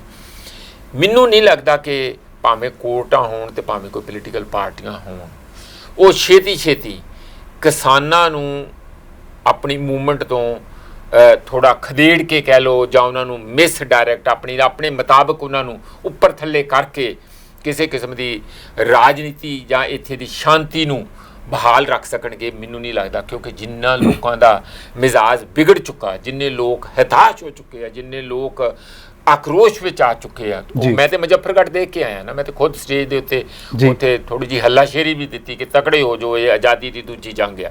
ਇਹ ਗੱਲ ਠੀਕ ਆ, ਮੈਂ ਕੋਈ ਸਿਰਫ ਹੱਲਾਸ਼ੇਰੀ ਲਈ ਨਹੀਂ। ਅਸਲ ਮਾਨਿਆਂ 'ਚ ਤੁਸੀਂ 75 ਸਾਲਾਂ 'ਚ ਜੋ ਰਾਜਨੀਤਿਕ ਲੋਕਾਂ ਨੇ ਕਰਨਾ ਸੀ, ਸ਼ੁਰੂ 'ਚ 15-20 ਸਾਲ ਛੱਡ ਲਓ, 50 ਸਾਲ ਤੇ ਲੁੱਟਿਆ ਹੀ ਹੈ। ਹੁਣ ਜਾਣੀ ਕੁਝ ਕੁ ਲੋਕਾਂ ਨੂੰ ਦਈ ਗਏ ਸਾਰਾ ਕੁਝ, ਬਾਕੀ ਥੱਲੇ ਗਰੀਬੀ ਤੇ ਹੋਰ ਗਰੀਬੀ। ਹੁਣ ਉਹਦਾ ਇੱਕ ਜਵਾਬ ਸਵਾਲ ਜਿਹੜਾ ਸਾਰਾ ਹੋਣ ਲੱਗਾ। ਤੇ ਮੈਨੂੰ ਲੱਗਦਾ ਕਿ ਇਸ ਹਾਲਾਤ ਦੇ ਵਿੱਚ ਪੋਲੀਟੀਕਲ ਪਾਰਟੀਆਂ ਨੂੰ ਕੋਈ ਵੀ ਪੰਗਾ ਲੈਣ ਤੋਂ ਪਹਿਲਾਂ 100 ਵਾਰੀ ਸੋਚਣਾ ਚਾਹੀਦਾ, ਨਹੀਂ ਤੇ ਜਿਸ ਤਰ੍ਹਾਂ ਗਰਮ ਆਲੂ ਦੇ ਨਾਲ ਮੂੰਹ ਸੜਦਾ ਨਾ, ਇੰਜੇ ਛਾਲਾਂ ਮਾਰਦੇ ਨਜ਼ਰ ਆਉਣਗੇ। ਅੱਛਾ, ਅਕਾਲੀ ਦਲ ਦੇ ਜਿਹੜੇ ਦੋਹਰੇ ਕਾਨੂੰਨਾਂ ਦਾ ਕੇਸ ਚੱਲ ਰਿਹਾ, ਬਲਵੰਤ ਜੀ ਨੇ ਕੀਤਾ, ਹੁਸ਼ਿਆਰਪੁਰ ਤੋਂ ਹੈਗੇ ਨੇ, ਸੋਸ਼ਲਿਸਟ ਪਾਰਟੀ ਦੇ, ਉਹਦਾ ਵੀ ਹੁਣ ਐਕਟਿਵ ਹੋਇਆ ਗਵਰਨਮੈਂਟ। ਉਹ ਤੁਹਾਨੂੰ ਕੀ ਲੱਗਦਾ ਵੀ ਉਹ ਪਾਰਟੀ ਦੇ ਇਸ ਜਿਹੜੇ ਜਾਨੀ ਚੋਣਾਂ ਸਮੇਂ ਇਹੋ ਜਿਹੀ ਗੱਲ ਹੁੰਦੀ ਹੈ ਤਾਂ ਕਿੱਥੋਂ ਤੱਕ ਜਾਊ? ਉਹ ਬੜਾ ਪੁਰਾਣਾ ਕੇਸ ਆ। ਉਹ ਬਲਵੰਤ ਸਿੰਘ ਖੇੜਾ ਮੈਨੂੰ ਵੀ ਕਈ ਵਾਰੀ ਸਮਝਾ ਚੁੱਕੇ ਆ, ਮਾਲਟੇ ਵਾਲੇ, ਮਾਲਟਾ ਟ੍ਰੈਜਡੀ ਵਾਲੇ। ਇਹਨਾਂ ਨੇ ਦੋ ਕੋਈ ਪ੍ਰੋਗਰਾਮ ਅਲੱਗ-ਅਲੱਗ ਦਿੱਤੇ ਹੋਏ ਆ, ਹੈ ਨਾ। SGPC ਦੇ ਵਿੱਚ ਤੇ ਕਨਸਟੀਟਿਊਸ਼ਨ ਅਲੱਗ ਦਿੱਤਾ ਆ, ਤੇ ਜਿਹੜਾ SGPC 'ਚ ਜਦੋਂ ਇਹਨਾਂ ਨੇ ਇਲੈਕਸ਼ਨ ਲੜਨੇ ਸੀ, ਸਰ ਮੈਂ ਥੋੜਾ ਕਲੀਅਰ ਕਰ ਦਿੰਦਾ, SGPC ਜਦੋਂ ਇਲੈਕਸ਼ਨ ਲੜਨੇ ਸੀ ਉੱਥੇ ਇਹਨਾਂ ਨੇ ਇੱਕ ਜਦੋਂ ਉਹ ਨੂੰ ਜਾਰੀ ਦੱਸਿਆ ਉਹਨਾਂ ਨੇ, ਉਹ ਕਹਿੰਦੇ ਵੀ ਸਾਡੀ ਧਾਰਮਿਕ ਪਾਰਟੀ ਹੈ, ਕਿਉਂਕਿ ਉੱਥੇ ਇੱਕ ਹਦਾਇਤ ਹੋਣੀ ਹੈ ਵੀ ਤੁਸੀਂ ਧਾਰਮਿਕ ਪਾਰਟੀ ਲੜ ਸਕਦੀ ਹੈ। ਜਦੋਂ ਇਹ ਆਮ ਇਲੈਕਸ਼ਨ ਲੜਦੇ ਉਦੋਂ ਕਹਿੰਦੇ ਸੀ ਸੈਕੂਲਰ ਪਾਰਟੀ। ਹਾਂ, ਉਹਨਾਂ ਨੇ ਇਹ ਚੈਲੰਜ ਕੀਤਾ ਵੀ ਇਹ ਤਾਂ 420 ਦਾ ਮਾਮਲਾ ਵੀ ਦਰਜ ਹੋਇਆ ਇਹਨਾਂ ਦਾ। ਸ਼ਾਇਦ ਆਪਣਾ ਚੀਮਾ ਸਾਹਿਬ ਦੀ ਜ਼ਮਾਨਤ ਹੋ ਚੁੱਕੀ, ਇੱਕ ਹੋਰ ਉਹਨਾਂ ਦੀ ਜ਼ਮਾਨਤ ਹੋਈ ਹੈ, ਸ਼ਾਇਦ ਸੁਖਵੀਰ ਦੀ ਹਜੇ ਹੋਣੀ ਬਾਕੀ ਹੈ। ਨਹੀਂ, ਮੈਂ ਤਾਂ ਪਹਿਲੇ ਤੁਹਾਨੂੰ ਕਹਿ ਹੀ ਚੁੱਕਾ ਕਿ ਧਰਮ ਨੂੰ ਪੋਲੀਟੀਕਲ ਪਾਰਟੀਆਂ ਨਾਲੋਂ, ਪੋਲੀਟਿਕਸ ਨਾਲੋਂ ਅਲੱਗ ਰੱਖਣਾ ਚਾਹੀਦਾ। ਮੈਂ ਨਾਲ ਇਹ ਵੀ ਕੁਆਲੀਫਾਈ ਬਾਰ-ਬਾਰ ਕਰਦਾ ਹਾਂ ਕਿ ਹਾਲਾਂਕਿ ਜਿਹੜਾ ਸਿੱਖ ਧਰਮ ਆ ਉਹ ਜ਼ਿਆਦਾ ਪੋਲੀਟੀਕਲ ਓਰੀਐਂਟਡ ਆ, ਘੱਟ ਰਿਚੁਅਲਿਸਟਿਕ ਹੈਗਾ, ਪਰ ਅਸੀਂ ਓਵਰ ਦਾ ਪੀਰੀਅਡ ਪੂਰਾ ਅੱਡੀ ਚੋਟੀ ਦਾ ਜ਼ੋਰ ਲਾ ਕੇ ਅਸੀਂ ਇਹਨੂੰ ਦੂਜੇ ਧਰਮਾਂ ਵਰਗਾ ਬਣਾਈ ਜਾ ਰਹੇ ਹਾਂ। ਜਿਸ ਤਰ੍ਹਾਂ ਪ੍ਰੀਸਟਲੀ ਓਰੀਐਂਟਡ ਵੀ ਮੱਥਾ ਟੇਕੀ ਜਾਓ, ਪੜ੍ਹੋ ਕੁਛ ਨਾ, ਸੋਚੋ ਕੁਛ ਨਾ, ਜੋ ਸਾਨੂੰ ਗੁਰੂ ਨਾਨਕ ਦੇਵ ਜੀ ਹੋਮਵਰਕ ਦੇ ਕੇ ਗਏ ਆ ਉਹ ਪੂਰਾ ਨਾ ਕਰੋ, ਜੋ ਸਾਨੂੰ ਗੁਰੂ ਗੋਬਿੰਦ ਸਿੰਘ ਜੀ ਸਾਡੇ ਜੀਵਨ ਦੇ ਵਿੱਚ ਇੱਕ ਨਵਾਂ ਸੇਧ ਔਰ ਜੋਸ਼ ਔਰ ਜੇ ਇੱਕ ਹਿੰਮਤ ਭਰ ਕੇ ਗਏ ਆ ਉਸ ਨੂੰ ਤੁਸੀਂ ਕਿਤੇ ਨਾ ਵਰਤੋ, ਦਾਰੂ ਪੀ ਕੇ ਪਏ ਰਹੋ, ਹੈ ਨਾ। ਤੇ ਇਹ ਕੰਮ ਜਿਹੜੇ ਆ ਨਾ ਉੱਥੇ ਅਸੀਂ ਯਾਨੀ ਉਹੀ ਖਾਮੀਆਂ ਪੈਦਾ ਹੋ ਰਹੀਆਂ ਬਿਲਕੁਲ ਇੰਸਟੀਟਿਊਸ਼ਨ ਦੇ ਧਰਮ ਦੇ ਪੱਧਰ ਤੇ ਵੀ ਉੱਥੇ ਵੀ ਜ਼ਿਆਦਾ ਹੈ ਕਿ ਗੁਰਦੁਆਰੇ ਜ਼ਿਆਦਾ ਬਣਾਈ ਜਾਣੇ ਆ, ਵੀ ਗੁਰਦੁਆਰੇ ਜ਼ਿਆਦਾ ਬਣਾ ਕੇ ਉਹਦਾ ਅਸਰ ਵੀ ਤੇ ਸਮਾਜ ਦੇ ਵਿੱਚ ਉਹਨੇ ਸਿੱਖਾਵਾਂ ਤੇ ਗੌਰ ਘੱਟ ਕਰ ਜੇ ਪੰਜਾਬ ਤਬਾਹ ਹੋ ਰਿਹਾ ਤੇ ਫਿਰ ਧਰਮ ਦਾ ਅਸਰ ਕਿੱਥੇ ਗਿਆ? ਇਹਦਾ ਮਤਲਬ ਧਰਮ ਕਿਤੇ ਹੋ ਰਿਹਾ ਤੇ ਲੋਕ ਕਿਤੇ ਹੋ ਰਿਹਾ। ਇਸ ਲਈ ਇਹ ਹੈਗਾ ਤੇ ਧਰਮ ਮੂਵਮੈਂਟ ਸੀ, ਇਹ ਧਰਮ ਨਹੀਂ ਸੀ, ਇੱਕ ਸਮਾਜ ਦੀ ਇਨਕਲਾਬ ਦੀ ਮੂਵਮੈਂਟ ਸੀਗੀ। ਉਸ ਨੂੰ ਅਸੀਂ ਬਿਲਕੁਲ ਤੇ ਬਿਲਕੁਲ ਧਰਮ ਦੂਜੀਆਂ ਧਰਮਾਂ ਵਾਂਗੂ ਸੀਮਿਤ ਕਰਕੇ ਰੱਖ ਲਿਆ। ਇਹਦੇ ਇੱਕ ਆਪਣੇ ਆਪ 'ਚ ਪ੍ਰੋਬਲਮ ਹੈਗੀ ਆ, ਪਰ ਇਹਦੇ ਬਾਵਜੂਦ ਮੈਂ ਕਹਿੰਦਾ ਕਿ ਜਿਹੜੀ ਪੋਲੀਟੀਕਲ ਪਾਰਟੀਆਂ ਤੇ ਪੋਲੀਟੀਕਲ ਪ੍ਰੋਗਰਾਮ ਹੋਣੇ ਚਾਹੀਦੇ ਆ ਉਸ ਨੂੰ ਧਰਮ ਦੇ ਨਾਲ ਰਲ ਗੱਡ ਨਹੀਂ ਕਰਨਾ ਚਾਹੀਦਾ। ਹੁਣ ਜਿਸ ਤਰ੍ਹਾਂ ਇੱਥੇ ਇਹੀ ਪ੍ਰੋਬਲਮ ਆ ਰਹੀ ਹੈ ਹਿੰਦੂ ਰਾਸ਼ਟਰ ਬਣਾਉਣ ਦੀ, ਜੀ ਜੈ ਸ਼੍ਰੀ ਰਾਮ, ਭਾਰਤ ਮਾਤਾ ਦੀ, ਧਰਮ ਨੂੰ ਨਾਲ ਜੋੜ ਕੇ ਪ੍ਰੋਬਲਮ ਆ ਰਹੀ ਹੈ ਨਾ। ਇਸ ਤਰ੍ਹਾਂ ਹੀ ਹੁਣ ਕੱਲ੍ਹ ਨੂੰ ਇੱਕ ਨਵੀਂ, ਜਿਸ ਤਰ੍ਹਾਂ ਪਹਿਲਾਂ ਮੁਸਲਿਮ ਲੀਗ ਇੱਕ ਪਾਕਿਸਤਾਨ ਬਣ ਗਿਆ ਕਿ ਇੱਥੇ ਹੋਰ ਕਹਿ ਦੇਣ ਕਿ ਸਾਡਾ ਇਹ ਜਿਹੜਾ ਸਾਡੀਆਂ ਏਸ਼ੀਆਟਿਕ ਸੁਸਾਇਟੀਆਂ ਜਿਹੜੀਆਂ ਇੱਧਰ ਦੀਆਂ ਸੁਸਾਇਟੀਜ਼ ਹੈਗੀਆਂ ਇਹਨਾਂ 'ਚ ਧਰਮ ਦੀ ਇੰਨੀ ਲੋਕਾਂ 'ਚ ਪਕੜਿਆ ਕੋਈ ਸਭ ਕੁਝ ਭੁੱਲ ਜਾਂਦੇ, ਉਹਦੇ ਲਈ ਸਿਰ ਕਟਾਉਣ ਲਈ ਤਿਆਰ ਹੈ, ਇਨਸਾਫ ਲਈ, ਸੱਚ ਲਈ, ਕੋਈ ਇਹਨਾਂ ਨੂੰ ਆਪਣੇ ਹਿੱਤ ਲਈ ਵੀ ਨਹੀਂ ਸਿਰ ਕਟਾਉਣ ਲਈ ਤਿਆਰ ਹੋਣਗੇ। ਪਰ ਜੇ ਕੋਈ ਗਾਂ ਦਾ ਮਾਮਲਾ ਆ ਜੇ ਕਿ ਗਾਂ ਮਾਰੀ ਆ ਕਿ ਮਰੀ ਹੋਈ ਦਾ ਖੱਲ ਲਾਈ ਜਾਂਦੇ ਸੀਗੇ, ਉਸ ਦੇ ਉੱਤੇ ਜਾਣੀ ਜਿੰਨੇ ਮਰਜ਼ੀ ਬੰਦੇ ਮਾਰੇ ਜਾ ਸਕਦੇ ਆ। ਇਸ ਕਿਸਮ ਦੀ ਸਾਡੀ ਮਾਨਸਿਕਤਾ, ਮੇਰਾ ਖਿਆਲ ਹੈ ਕਿ ਸਾਨੂੰ ਇਹਦੇ 'ਚੋਂ ਉੱਭਰਨਾ ਚਾਹੀਦਾ ਜੇ ਅਸੀਂ ਅਸਲੀ ਮਨਵਾਦੀ ਹੈਗੇ ਹਾਂ। ਅੱਛਾ, ਹਾਂ, ਖੈਰ ਤੁਸੀਂ ਗਾਂ ਦੀ ਗੱਲ ਕੀਤੀ ਹੈ, ਮੈਂ ਥੋੜੀ ਐਡ ਕਰ ਦਿਆਂ। ਇਲਾਹਾਬਾਦ ਕੋਰਟ ਨੇ ਤਾਂ ਇਹ ਵੀ ਕਹਿਤਾ ਕਿ ਗਾਂ ਨੂੰ ਰਾਸ਼ਟਰ ਮੰਨਿਆ ਜਾਣਾ ਚਾਹੀਦਾ। ਹਾਂ ਠੀਕ ਹੈ, ਉਹ ਤੇ ਬਹੁਤ ਜਗ੍ਹਾ ਇਹਨਾਂ ਦੇ ਪਹਿਲਾਂ ਵੀ ਸਾਡੇ ਸੰਵਿਧਾਨ 'ਚ ਵੀ ਲਿਖਿਆ ਕਾਊ ਪ੍ਰੋਟੈਕਸ਼ਨ ਦਾ, ਬਹੁਤ ਜਗ੍ਹਾ ਉਹਨਾਂ ਨੇ ਸਪੈਸ਼ਲ, ਹੁਣ ਯੋਗੀ ਨੇ ਹੋਰਨਾਂ ਨੇ ਨਵੇਂ ਕਾਨੂੰਨ ਬਣਾਤੇ। ਚਲੋ ਤੁਸੀਂ ਹੁਣ ਮੁਜ਼ੱਫਰਨਗਰ ਵੀ ਜਾ ਕੇ ਆਏ ਹੋ ਅਤੇ ਉੱਥੇ ਤੁਸੀਂ ਕਿਸਾਨੀ ਜਿਹੜੇ ਇਸ ਮਹਾਪੰਚਾਇਤ ਨੂੰ ਆਪਦੇ ਅੱਖਾਂ ਨਾਲ ਦੇਖਿਆ, ਕਿਸਾਨਾਂ ਦਾ ਰੋਹ ਦੇਖਿਆ। ਉਹ ਮਹਾਪੰਚਾਇਤ 2 ਮਹੀਨੇ ਪਹਿਲਾਂ ਹੀ ਐਲਾਨ ਦਿੱਤੀ ਗਈ ਸੀ, ਹੁਣ ਮਹਾਪੰਚਾਇਤਾਂ 2 ਹੋਰ ਹੋਣੀਆਂ ਨੇ। ਇੱਕ ਤਾਂ ਅੱਜ ਹੀ ਚੱਲ ਰਹੀ ਹੈ, ਆਪਣੇ ਕਰਨਾਲ ਦੀ ਗੱਲ ਕਰੀਏ, ਇੱਕ ਤੋਂ ਬਾਅਦ 8 ਮੋਗੇ ਹੋਣ ਦੀ ਸੰਭਾਵਨਾ ਹੈਗੀ ਹੈ। ਤੁਸੀਂ ਹੁਣ ਕਿਸਾਨੀ ਅੰਦੋਲਨ ਨੂੰ ਕਿਸ ਸਥਿਤੀ 'ਤੇ ਦੇਖਦੇ ਹੋ? ਇਹਦੇ ਨਤੀਜੇ ਕੀ ਹੋ ਸਕਦੇ ਆ? ਦੇਖੋ, ਹਰ ਮੂਵਮੈਂਟ 'ਤੇ ਆ ਜਿਸ ਤਰ੍ਹਾਂ ਜਵਾਰ ਭਾਟੇ ਆਉਂਦੇ ਆ ਫਿਰ ਥੋੜ੍ਹਾ ਸ਼ਾਂਤ ਹੋ ਜਾਂਦਾ, ਫਿਰ ਜਿਸ ਤਰ੍ਹਾਂ ਸਮੁੰਦਰ 'ਚ ਵੇਵਜ਼ ਹੁੰਦੀਆਂ ਇਸ ਤਰ੍ਹਾਂ ਹੀ ਮੂਵਮੈਂਟ ਹੁੰਦੀ ਹੈ। ਉਹ ਵੀ ਮੂਵਮੈਂਟ ਹੀ ਹੈ ਲਗਾਤਾਰ ਜੀ। ਇਹਦੇ 'ਚ ਜਿਹੜਾ ਸਾਡੀ ਇੱਕ ਪੀਕ ਸੀਗੀ ਜਿਹੜੀ ਜਨਵਰੀ ਵਾਲੀ ਜੀ, ਧੜ ਮੀਟਿੰਗਾਂ ਹੋ ਰਹੀਆਂ, ਨੌਜਵਾਨ ਉੱਥੇ ਡੱਕਾਂ ਲੱਗੀਆਂ, ਟਰੈਕਟਰਾਂ ਦੇ ਉੱਤੇ ਅਲੀ ਕਰਦੇ ਫਿਰਦੇ ਆ, ਲੰਗਰ ਚੱਲ ਰਿਹਾ ਅਤੇ ਬਹੁਤ ਇੱਕ ਜੋਸ਼ ਅਤੇ ਇੱਕ ਬੜਾ ਵਧੀਆ ਉਹ ਇੱਕ ਉਦੋਂ ਉਭਾਰ ਸੀ। ਉਦੋਂ ਬਾਅਦ ਟਕੈਤ ਸਾਹਿਬ ਨੇ ਜਿਹੜਾ ਨਾ ਉਦੋਂ ਬਚਾ ਲਿਆ ਇੱਕ ਵਾਰੀ ਧੱਕਾ ਮੂਵਮੈਂਟ ਨੂੰ, ਸਾਨੂੰ 26 ਜਨਵਰੀ ਦਾ ਲਾਲ ਕਿਲੇ ਵਾਲਾ ਜਿਹੜੇ ਸਾਡੇ ਉਦੋਂ ਬਾਅਦ ਹੋਈ ਸੀ। ਹਾਂ ਬਿਲਕੁਲ, ਉਹ ਤੇ ਮੇਰਾ ਖਿਆਲ ਗਿਣਿਆ ਮਿਥਿਆ ਸਰਕਾਰ ਦਾ। ਉਹ ਮੈਨੂੰ ਲੱਗਦਾ ਇੱਕ ਘਟਨਾ ਨਹੀਂ ਲੱਗਦੀ, ਇਹ ਬਿਲਕੁਲ ਇੱਕਦਮ ਉਹ ਜਜ਼ਬਾਤੀ ਹੋ ਜਾਂਦੇ ਆ, ਜਜ਼ਬਾਤੀ ਫਿਰ ਸਿੰਪਲ ਬਦਲ ਜਾਂਦਾ। ਉਹ ਕੁਦਰਤੀ ਕੁਛ ਨਹੀਂ ਸੀ। ਐਨ ਇੱਕ ਦਿਨ 25 ਤਰੀਕ ਨੂੰ ਪਹਿਲਾਂ ਚੈਲੰਜ ਕਰਕੇ ਉੱਥੇ ਸਟੇਜ ਤੋਂ ਬੋਲ ਕੇ ਗਏ ਆ, ਐਵੇਂ ਥੋੜੀ ਆ। ਨਹੀਂ, ਮੈਂ ਜਦੋਂ ਇਸ ਤੇ ਉਥਾਨ ਦੀ ਗੱਲ ਹੁੰਦੀ ਹੈ, ਜਦੋਂ ਉਹਦੇ ਅੱਖਾਂ 'ਚੋਂ ਹੰਝੂ ਨਿਕਲਦੇ, ਜਦੋਂ ਚੱਕਣ ਵਾਸਤੇ, ਹਾਂ, ਉਹ ਮੈਂ ਉਸਦੀ ਗੱਲ ਠੀਕ ਹੈ। ਉਹ ਰਿਵਾਈਵਲ ਇੱਕ ਮਤਲਬ ਐਕਸੀਡੈਂਟਲ ਸਮਝੋ ਜਾਂ ਉਸ ਕਿਸਮ ਦਾ ਸਰਕਮਸਟੈਂਸ਼ੀਅਲ ਸਮਝੋ ਕਿ ਉਹਨਾਂ ਹਾਲਾਤਾਂ 'ਚੋਂ ਇੰਜ ਪੈਦਾ ਹੋ ਗਿਆ ਤੇ ਉਹਨੇ ਇੱਕਦਮ ਉਹਦੇ 'ਚੋਂ। ਚਲੋ ਮੌਜੂਦਾ ਸਥਿਤੀ ਦੀ ਗੱਲ ਕਰੀਏ, ਬਸ ਮੈਂ ਇਸੇ ਦਾ ਗੱਲ ਕਹਿ ਰਿਹਾ। ਦੂਜਾ ਫੇਜ਼ ਸਾਡਾ ਜਿਹੜਾ ਹੁਣ ਲਗਾਤਾਰ ਤਾਂ ਉਦੋਂ ਬਾਅਦ ਚੱਲੀ ਰਹੀ। ਮੈਨੂੰ ਲੱਗਦਾ ਕਿ ਜਿਹੜਾ ਇਹ ਮੁਜ਼ੱਫਰਨਗਰ ਦੀ ਰੈਲੀ ਹੋਈ ਆ, ਇਹਨੇ ਸਾਡੀ ਮੂਵਮੈਂਟ ਨੂੰ ਇੱਕ ਬਿਲਕੁਲ ਨਵੇਂ ਫੇਜ਼ ਦੇ, ਸਾਡੀ ਦਾ ਮਤਲਬ ਕਿਸਾਨਾਂ ਦੀ ਮੂਵਮੈਂਟ ਨੂੰ ਇੱਕ ਨਵੇਂ ਫੇਜ਼ ਵਿੱਚ ਪਾ ਦਿੱਤਾ। ਤੁਸੀਂ ਜੇ ਸਾਰੇ ਭਾਸ਼ਣਾਂ ਦਾ ਸੁਣੋ, ਟਕੈਤ ਦਾ ਵੀ ਸੁਣੋ, ਰਾਜੇਵਾਲ ਜੀ ਦਾ ਵੀ ਸੁਣੋ, ਸਾਡੇ ਵੀ ਭਾਸ਼ਣ ਉਸੇ ਲੈ ਦੇ ਵਿੱਚ ਹੀ ਸੀਗੇ ਕਿ ਸਿੱਧੀ ਟੱਕਰ ਬੀਜੇਪੀ ਦੇ ਨਾਲ। ਕਿ ਇਹ ਉੱਥੇ ਭਾਸ਼ਣਾਂ 'ਚ ਨਵੀਆਂ ਗੱਲਾਂ ਵੀ ਸਿਰਫ ਤਿੰਨੇ ਕਾਨੂੰਨਾਂ ਦੀ ਨਹੀਂ ਗੱਲ ਹੋਈ, ਦੇਸ਼ ਨੂੰ ਵੇਚਣਾ ਲਾਤਾ, ਮਹਿੰਗਾਈ ਹੈਗੀ ਆ, ਪੈਟਰੋਲ ਡੀਜ਼ਲ ਦੀਆਂ ਗੱਲਾਂ, ਹੋਰ ਸਾਰੀਆਂ ਗੱਲਾਂ ਉੱਤੇ ਵੱਡੇ ਪਬਲਿਕ ਸੈਕਟਰ ਨੂੰ ਕਿਉਂ ਵੇਚਿਆ ਜਾ ਰਿਹਾ, ਅਡਾਨੀ ਨੂੰ ਵੇਚਿਆ ਜਾ ਰਿਹਾ, ਅੰਬਾਨੀ ਨੂੰ। ਇਹਦਾ ਮਤਲਬ ਇਹ ਹੈਗਾ ਕਿ ਜੋ ਰਾਜਨੀਤਿਕ ਰੂਲਿੰਗ ਪਾਰਟੀ ਇਸ ਵੇਲੇ ਗੁਲ ਖਿਲਾਉਣਾ ਚਾਹੁੰਦੀ ਆ ਤੇ 4 ਬੰਦੇ ਚਹੇਤਿਆਂ ਨੂੰ ਸਾਰਾ ਦੇਸ਼ ਵੇਚ ਕੇ ਉਹਨਾਂ ਦੀ ਜੇਬ 'ਚ ਪਾ ਦੇਣਾ ਚਾਹੁੰਦੀ ਹੈ, ਉਹਦੀ ਵਿਰੋਧਤਾ ਹੋਣੀ ਸਿੱਧੇ ਤੌਰ ਤੇ। ਮੈਨੂੰ ਤਾਂ ਲੱਗਦਾ ਕਿ ਸਾਰੀ ਦੁਨੀਆ 'ਚ ਇਹ ਅਲੱਗ ਇੱਕ ਫਨੋਮਨਾ ਹੈ। ਕਿਸੇ ਵੀ ਦੇਸ਼ ਦੇ ਵਿੱਚ ਸਿੱਧਾ ਕਾਰਪੋਰੇਟਾਂ ਨੂੰ ਏਡੇ ਵੱਡੇ ਪੱਧਰ ਤੇ ਚੁਣੌਤੀ ਦੇਣੀ ਲਗਾਤਾਰ, ਔਰ ਐਨ ਲਲਕਾਰ ਕੇ ਕਹਿਣਾ ਇਹ ਇੰਡੀਅਨ ਫਾਰਮਰ, ਸਾਡੇ ਪੰਜਾਬੀ ਜਾਂ ਨਾਰਥ ਵੈਸਟ ਇੰਡੀਆ ਦੇ ਕਿਸਾਨਾਂ ਨੇ ਇਹ ਸ਼ੁਰੂਆਤ ਕੀਤੀ। ਇੱਕੋ ਵਾਰੀ ਹੋਇਆ ਸੀਗਾ ਆਕੂਪਾਈ ਵਾਲ ਸਟਰੀਟ, ਯਾਦ ਹੈ ਤੁਹਾਨੂੰ?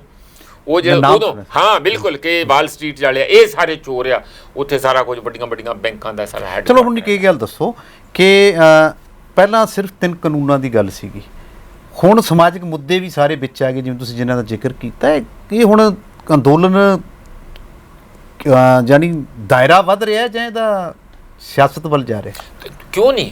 ਪਹਿਲੀ ਗੱਲ ਤਾਂ ਇਹ ਹੈ ਕਿ ਮੈਨੂੰ ਲੱਗਦਾ ਕਿ ਇਹ ਬੜਾ ਇੱਕ ਚੰਗੀ ਹੈਲਦੀ ਗੱਲ ਹੈ। ਹੈਲਦੀ ਗੱਲ ਇਹ ਹੈ ਕਿ ਜਿਹੜੇ ਲੋਕ ਅੱਜ ਤੱਕ ਚਾਂਬੜਾਂ ਪਾਉਂਦੇ ਰਿਹਾ, ਆਪ ਹੀ ਨੀਲੇ ਗਿੱਦੜ ਪਾਉਣ ਧਮਾਲ, ਸਾਡੀ ਇੱਕ ਕਵਿਤਾ ਹੁੰਦੀ ਸੀ ਛੋਟੀ ਕਲਾਸ ਵਿੱਚ, ਇਹ ਜਿਹੜੇ ਗਿੱਦੜ ਜਿਹੜੇ ਤੇ ਧਮਾਲ ਪਾਉਂਦੇ ਆ ਰੋਜ਼, ਨਾਲੇ ਤੇ ਚੋਰੀ ਦੇ ਲੋਕਾਂ ਦੇ ਖਰਬੂਜੇ ਖਾਂਦੇ ਆ, ਨਾਲੇ ਹਊ ਕਰਕੇ ਡਰਾਉਂਦੇ ਆ ਖੇਤਾਂ 'ਚੋਂ। ਇਹ ਬੰਦਿਆਂ ਨੂੰ ਹੁਣ ਪਹਿਲੀ ਵਾਰੀ ਉਹਨਾਂ ਦੇ ਜ਼ਮੀਨ ਖਿਸਕਣ ਲੱਗੀ, ਉਹਨਾਂ ਨੂੰ ਕੰਬਣੀਆਂ ਸਿਣ ਲੱਗੀਆਂ, ਖੱਟੜ ਆਪਣੇ ਹੀ ਜ਼ਿਲ੍ਹੇ 'ਚ ਜਾਣਾ ਮੁਸ਼ਕਲ ਹੋ ਗਿਆ। ਹੋਈ ਨਾ ਖਾਟ ਖੜੀ ਪਹਿਲੀ ਵਾਰੀ। ਇਹ ਕਿਉਂ ਹੋਇਆ? ਕਿਉਂਕਿ ਇਹਨਾਂ ਨੇ ਲੋਕਾਂ ਨੂੰ, ਜਿਹਨੂੰ ਅੰਗਰੇਜ਼ੀ 'ਚ ਕਹਿੰਦੇ ਪੁਸ਼ ਟੂ ਦਾ ਵਾਲ, ਕਿ ਕੋਈ ਜਗ੍ਹਾ ਹੀ ਨਹੀਂ ਛੱਡੀ, ਕਿ ਉਹਨਾਂ ਨੂੰ ਇਹ ਲੱਗਾ ਕਿ ਹੁਣ ਤੇ ਜਿਵੇਂ ਇੱਕ ਚੂਹਾ ਵੀ ਘਿਰ ਜਾਏ ਨਾ ਤਾਂ ਬਿੱਲੀ ਨੂੰ ਭਜਾ ਲੈਂਦਾ ਅੱਗੇ। ਇਹ ਹਾਲਤ ਲੋਕਾਂ ਦੀ ਕਰ ਦਿੱਤੀ ਹੈ ਕਿ ਜਿੰਨੇ ਮਰਜ਼ੀ ਇਹ ਤਕੜੇ ਹੋਣ, ਜਿੰਨੇ ਮਰਜ਼ੀ ਇਹਨਾਂ ਕੋਲ ਸਾਧਨ ਹੋਣ, ਇਹ ਮੂਵਮੈਂਟ ਦਾ ਹੌਲੀ ਵਿਸਤਾਰ ਹੋਣਾ ਔਰ ਹੋ ਰਿਹਾ। ਇਹ ਹੁਣ ਸਾਰੇ ਦੇਸ਼ 'ਚ ਪਹੁੰਚੂਗੀ। ਸਟਾਲਨ ਨੇ, ਉਹ ਜੇ ਵੀ ਸਟਾਲਨ ਨਹੀਂ ਰਸ਼ੀਆ ਵਾਲਾ, ਇੱਥੇ ਆਪਣੇ ਸਟਾਲਨ ਨੇ ਜਿਹੜੇ ਚੀਫ ਮਿਨਿਸਟਰ ਹੈ ਤਾਮਿਲਨਾਡੂ ਦੇ, ਉਹਨਾਂ ਨੇ 3 ਕਾਨੂੰਨਾਂ ਨੂੰ ਰਿਜੈਕਟ ਕਰਤਾ ਅਸੈਂਬਲੀ 'ਚੋਂ ਤੇ ਸਾਊਥ 'ਚ ਪਹੁੰਚ ਗਈ ਨਾ। ਇਸ ਲਈ ਉੱਥੇ ਜਿਹੜੇ ਲੀਡਰ ਸਟੇਜ ਤੇ ਆ ਕੇ ਬੋਲੇ, ਤਾਮਿਲਨਾਡੂ ਦੇ, ਕਰਨਾਟਕਾ ਦੇ ਕਿਸਾਨ ਲੀਡਰ ਆ ਕੇ ਬੋਲਿਆ ਕਿ ਅਸੀਂ ਤਾਂ ਬੜੇ ਉਹ ਨਿਹਾਲ ਹੋ ਕੇ ਗਏ ਆ, ਤਾੜੀਆਂ ਵੱਜੀਆਂ ਕਿਤੇ ਉਹਨਾਂ ਦੇ, ਭਾਵੇਂ 1-2 ਮਿੰਟ ਹੀ ਬੋਲੇ ਆ। ਉੱਥੋਂ ਜਾ ਕੇ ਵੱਡਾ ਯੁੱਧ, ਉੱਥੇ ਜੰਗ ਛੇੜਨ ਵਾਲੇ ਆ। ਤੁਹਾਨੂੰ ਪਤਾ ਤਾਮਿਲਨਾਡੂ ਦੇ ਜਿਹੜੇ ਖੋਪੜੀਆਂ ਗਲ 'ਚ ਪਾ ਕੇ ਕਿੰਨਾ ਚਿਰ ਵਿਚਾਰੇ ਕੱਪੜੇ ਲਾ ਕੇ ਵੀ ਉੱਥੇ ਉਹਨਾਂ ਨੇ ਆਪਣੇ ਪ੍ਰੋਟੈਸਟ ਕੀਤੇ ਸੀ, ਕਿਸੇ ਨੇ ਨਹੀਂ ਉਹਨਾਂ ਨੂੰ ਪੁੱਛਿਆ। ਉਹ ਕਿਸਾਨ ਹੁਣ ਇੱਥੋਂ ਉਤਸ਼ਾਹਿਤ ਹੋ ਕੇ ਵੱਡੇ ਪੱਧਰ ਤੇ ਇੱਥੇ ਵਾਂਗੂ ਆਪਣੀ ਕਿਸਾਨਾਂ ਦੀ ਮੂਵਮੈਂਟ ਲਾਂਚ ਕਰਨ ਜਾ ਰਹੇ। ਇਸ ਲਈ ਦੇਸ਼ ਇੱਕ ਦੂਜੀ ਵੱਡੀ ਆਜ਼ਾਦੀ ਦੀ ਲੜਾਈ ਦੀ ਬਰੂਹਾਂ ਤੇ ਹੈ। ਅੱਛਾ, ਬਿਲਕੁਲ।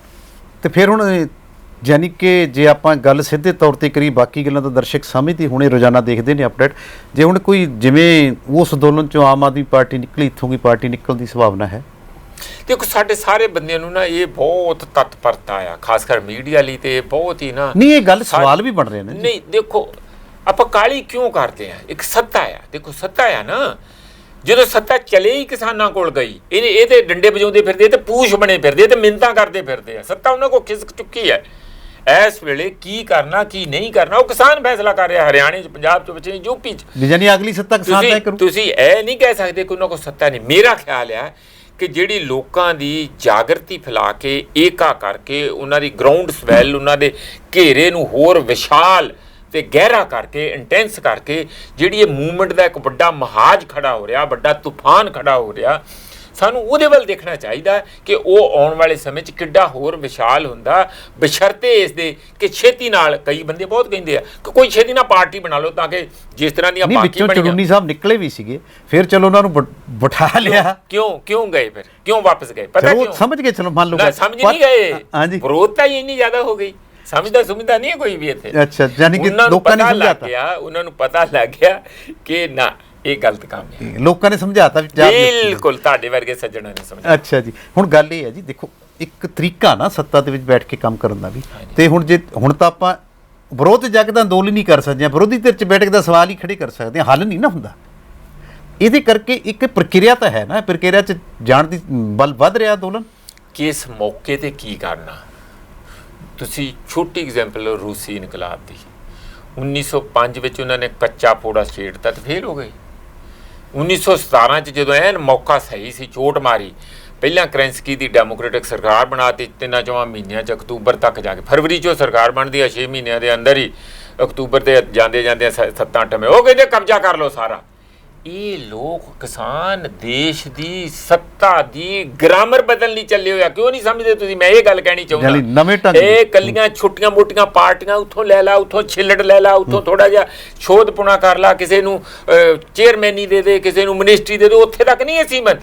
ਇਹ ਦੇਸ਼ ਦੀ ਪੂਰੇ ਦੀ ਕਿਸਮਤ ਬਦਲਣ ਚੱਲੇ ਆ, ਉੱਪਰੋਂ ਥੱਲੇ ਤੇ ਥੱਲੇ ਉੱਪਰ। ਔਰ ਜਿਹੜੀ ਸਾਡੀ ਡੈਮੋਕ੍ਰੇਸੀ ਇਸ ਵੇਲੇ ਸਿਰ ਪਰ ਨੇ ਖੜੀ ਆ, ਸਿਰ ਭਾਰ ਖੜੀ ਆ, ਉਹਨੂੰ ਪੈਰਾਂ ਭਾਰ ਖੜੇ ਕਰਕੇ ਇਹ ਸਾਹ ਲੈਣਗੇ। ਇਹ ਲੰਬਾ ਟਾਈਮ ਲੱਗੂਗਾ, ਇਹਨੂੰ 2 ਸਾਲ 4 ਸਾਲ 5 ਸਾਲ 10 ਸਾਲ। ਫਰਾਂਸ ਦੇ ਇਨਕਲਾਬ ਨੂੰ 10 ਸਾਲ ਤੋਂ ਉੱਪਰ ਦਾ ਟਾਈਮ ਲੱਗਾ ਸੀ। ਚਲੋ ਯਾਨੀ ਕਿ ਇਹ ਪੂਰੀ ਸੱਤਾ ਬਦਲਣ ਦੇ ਵਿੱਚ ਇੱਕ ਮਾਹੌਲ, ਇਹ ਪੂਰਾ ਇੱਥੇ ਦਾ ਸਿਸਟਮ ਬਦਲੂਗਾ। ਅਸਲ ਮਾਨਿਆਂ ਦੇ ਵਿੱਚ ਲੋਕਤੰਤਰ ਪ੍ਰਣਾਲੀ ਕੀ ਹੁੰਦੀ ਆ, ਸੰਵਿਧਾਨ ਦੇ ਸਾਡੇ ਲਕਸ਼ ਕੀ ਸੀ, ਭੀਮ ਰਾਓ ਅੰਬੇਦਕਰ ਸਾਹਿਬ ਨੇ ਸਾਡੇ ਲਈ ਕੀ ਕੰਮ ਤੇ ਕੀ ਜਿਹੜੇ ਸਾਡੀਆਂ ਨਵੀਆਂ ਮੰਜ਼ਿਲਾਂ ਛੂਹਣ ਲਈ ਸਾਨੂੰ ਚੁਣੌਤੀਆਂ ਦੇ ਕੇ ਗਏ ਸੀਗੇ, ਸਾਡੇ ਲਈ ਹੋਮਵਰਕ ਦੇ ਕੇ ਗਏ ਸੀ, ਉਹਦੇ ਤੋਂ ਬਿਲਕੁਲ ਅਸੀਂ ਉਲਟ ਚੱਲ ਗਏ। ਨਾ ਕੋਈ ਕਾਨਸਟੀਟਿਊਸ਼ਨ ਨੂੰ ਮੰਨਦਾ, ਨਾ ਕੋਈ ਕਾਨੂੰਨ ਨੂੰ ਮੰਨਦਾ। ਲੋਕਤੰਤਰ ਤੇ ਪਾਰਟੀਆਂ ਦੇ ਅੰਦਰ ਨਹੀਂ ਲੋਕਤੰਤਰਤਾ, ਤੇ ਉਹਨਾਂ ਨੇ ਦੇਸ਼ ਦੇ ਸੱਤਾ 'ਚ ਆ ਕੇ ਤੇ ਲੋਕਾਂ ਨੂੰ ਤੇ ਕੀ ਉਹੋ ਜਿਹਾ ਕਰਨਾ। ਇਸ ਲਈ ਇਹ ਜਿਹੜੀ ਮੂਵਮੈਂਟ ਚੱਲੀ ਹੈ, ਇਸ ਨੂੰ ਲਾਰਜਰ ਕੈਨਵਸ ਤੇ ਸਮਝੋ ਕਿ ਇਹ ਹੁਣ ਦੇਸ਼ ਦਾ ਥੱਲਿਓਂ ਉੱਪਰ ਕਰਕੇ ਹਟੂਗੀ। ਇਹ ਸਨ ਪ੍ਰੋਫੈਸਰ ਮਨਜੀਤ ਸਿੰਘ ਜੀ, ਜਿਨ੍ਹਾਂ ਨੇ ਸਾਰੀਆਂ ਸਿਆਸੀ ਧਿਰਾਂ ਤੋਂ ਲੈ ਕੇ ਸਿਆਸੀ ਜਿਹੜੇ ਮੌਜੂਦਾ ਸਥਿਤੀਆਂ ਨੂੰ ਜਾਨੀ ਵਿਸ਼ਲੇਸ਼ਣ ਦਿੰਦੇ ਹੋਏ ਇੱਕ ਐਂਡ ਤੇ ਪਹੁੰਚੇ ਨੇ। ਜਿਹੜੇ ਕਿਸਾਨ ਅੰਦੋਲਨ ਹੈ, ਜਿਹੜੀ ਦੇਸ਼ ਦੀ ਪੂਰੀ ਸਿਆਸਤ ਨੂੰ ਉੱਪਰੋਂ ਥੱਲੇ ਕਰੇਗਾ, ਇੱਕ ਨਵਾਂ ਮਾਹੌਲ ਪੈਦਾ ਕਰੇਗਾ। ਸਿਆਸੀ ਧਿਰਾਂ ਤਾਂ ਜਿਹੜੀਆਂ ਉਹ 'ਚ ਖਾਮੀਆਂ ਆ ਗਈਆਂ ਨੇ, ਜਿਹੜਾ ਬਹੁਤ ਵੱਡੇ ਬਦਲਾਅ ਦੀ ਲੋੜ ਸੀਗੀ, ਉਹ ਬਦਲਾਅ ਵੱਲ ਚੱਲ ਰਿਹਾ। ਪਰ ਇਸ ਦੀ ਹਜੇ ਇੰਤਜ਼ਾਰ ਕਰਨਾ ਪੈਣਾ, ਹਜੇ ਕਾਹਲੀ ਨਹੀਂ ਕਰਨੀ ਪੈਣੀ। ਜਿਵੇਂ ਕਿ ਹਰ ਟਾਈਮ ਸਵਾਲ ਉੱਠਦੇ ਨੇ ਕਿ ਕੋਈ ਪਾਰਟੀ ਨਿਕਲੇਗੀ, ਕੋਈ ਲੋਕਤੰਤਰ ਤਰੀਕਾ ਅਪਣਾਇਆ ਜਾਏਗਾ। ਉਹਦੇ ਵਿੱਚ ਇਹ ਵੀ ਹੋਇਆ ਕਿ ਵਿੱਚੋਂ ਯਾਨੀ ਕਿ ਜਿਹੜੇ ਅੰਦੋਲਨ ਦੇ ਸੰਯੁਕਤ ਕਿਸਾਨ ਮੋਰਚੇ ਦੇ ਆਗੂ ਨੇ, ਉਹਨਾਂ ਨੇ ਵੀ ਬਾਹਰ ਨਿਕਲ ਕੇ ਕੋਸ਼ਿਸ਼ ਕੀਤੀ, ਪਰ ਉਹ ਵੀ ਉਹਨਾਂ ਨੂੰ ਸਮਝ ਗਏ। ਪਰ ਪ੍ਰੋਫੈਸਰ ਸਾਹਿਬ ਦਾ ਕਹਿਣਾ ਹੈ ਕਿ ਜਿਹੜੀ ਗੱਲ ਨਿਕਲ ਕੇ ਆਈ ਹੈ ਕਿ ਸਿਆਸੀ ਧਿਰਾਂ 'ਚ ਲੱਗੀਆਂ ਤਾਂ ਹੋਈਆਂ, ਪਰ ਹੁਣ ਇੱਕ ਵੱਡੇ ਬਦਲਾਅ ਦੀ ਲੋੜ ਹੈ ਤੇ ਉਸ ਵੱਲ ਅੰਦੋਲਨ ਚੱਲ ਰਿਹਾ। ਉਹ ਬਦਲਾਅ ਦਾ ਹਜੇ ਇੰਤਜ਼ਾਰ ਕਰਨਾ ਪੈਣਾ। ਉਹ ਬਦਲਾਅ ਕਿਸ ਤਰ੍ਹਾਂ ਹੋਏਗਾ, ਉਸਦਾ ਮੁਹਾਂਦਰਾ ਕਿਸ ਤਰ੍ਹਾਂ ਹੋਏਗਾ। ਸ਼ੁਰੂਆਤ ਹੋਈ ਹੈ ਤੇ ਉਹ ਬਿਲਕੁਲ ਉਲਟਾ ਹੋਏਗਾ। ਯਾਨੀ ਸਿਆਸਤ ਦੀ ਵਿਆਕਰਨ ਬਦਲਣ ਦੀ ਗੱਲ ਕੀਤੀ ਇਹਨਾਂ ਨੇ ਕਿ ਜਿਹੜੀ ਜਾਨੀ ਕਿ ਖਾਮੀਆਂ ਨਾਲ ਭਰ ਗਈ ਕਿ ਉਸ ਨੂੰ ਬਦਲਣ ਦੇ ਵਿੱਚ ਅੰਦੋਲਨ ਇੱਕ ਵੱਡੀ ਭੂਮਿਕਾ ਵੱਲ ਚੱਲ ਪਿਆ, ਨਿਭਾਉਂਦਾ ਹੋਇਆ ਨਤੀਜੇ ਵੱਲ ਵੀ ਪਹੁੰਚੇਗਾ। ਪਰ ਹਜੇ ਇੱਕ ਇੰਤਜ਼ਾਰ ਦੀ ਲੋੜ ਹੈ। ਅਸੀਂ ਜਿਹੀਆਂ ਚਰਚਾਵਾਂ ਦਰਸ਼ਕਾਂ ਸਾਹਮਣੇ ਰੱਖਦੇ ਰਹਿੰਦੇ ਹਾਂ, ਤੇ ਦਰਸ਼ਕਾਂ ਨੂੰ ਜੇ ਸਾਡੀ ਇਹੀ ਕੋਸ਼ਿਸ਼ ਚੰਗੀ ਲੱਗਦੀ ਹੈ ਤਾਂ ਸਾਡੇ ਪ੍ਰੋਗਰਾਮ ਨੂੰ ਸ਼ੇਅਰ ਤੇ ਲਾਈਕ ਜ਼ਰੂਰ ਕਰ ਦੇਣ, ਤੇ ਸਾਡੇ ਚੈਨਲ ਨੂੰ ਸਬਸਕ੍ਰਾਈਬ ਜ਼ਰੂਰ ਕਰ ਲੈਣ, ਤਾਂ ਜੋ ਲਗਾਤਾਰ ਵੇਖਦੇ ਰਹਿਣ ਸਕਾਈ ਨਿਊਜ਼ ਪੰਜਾਬ।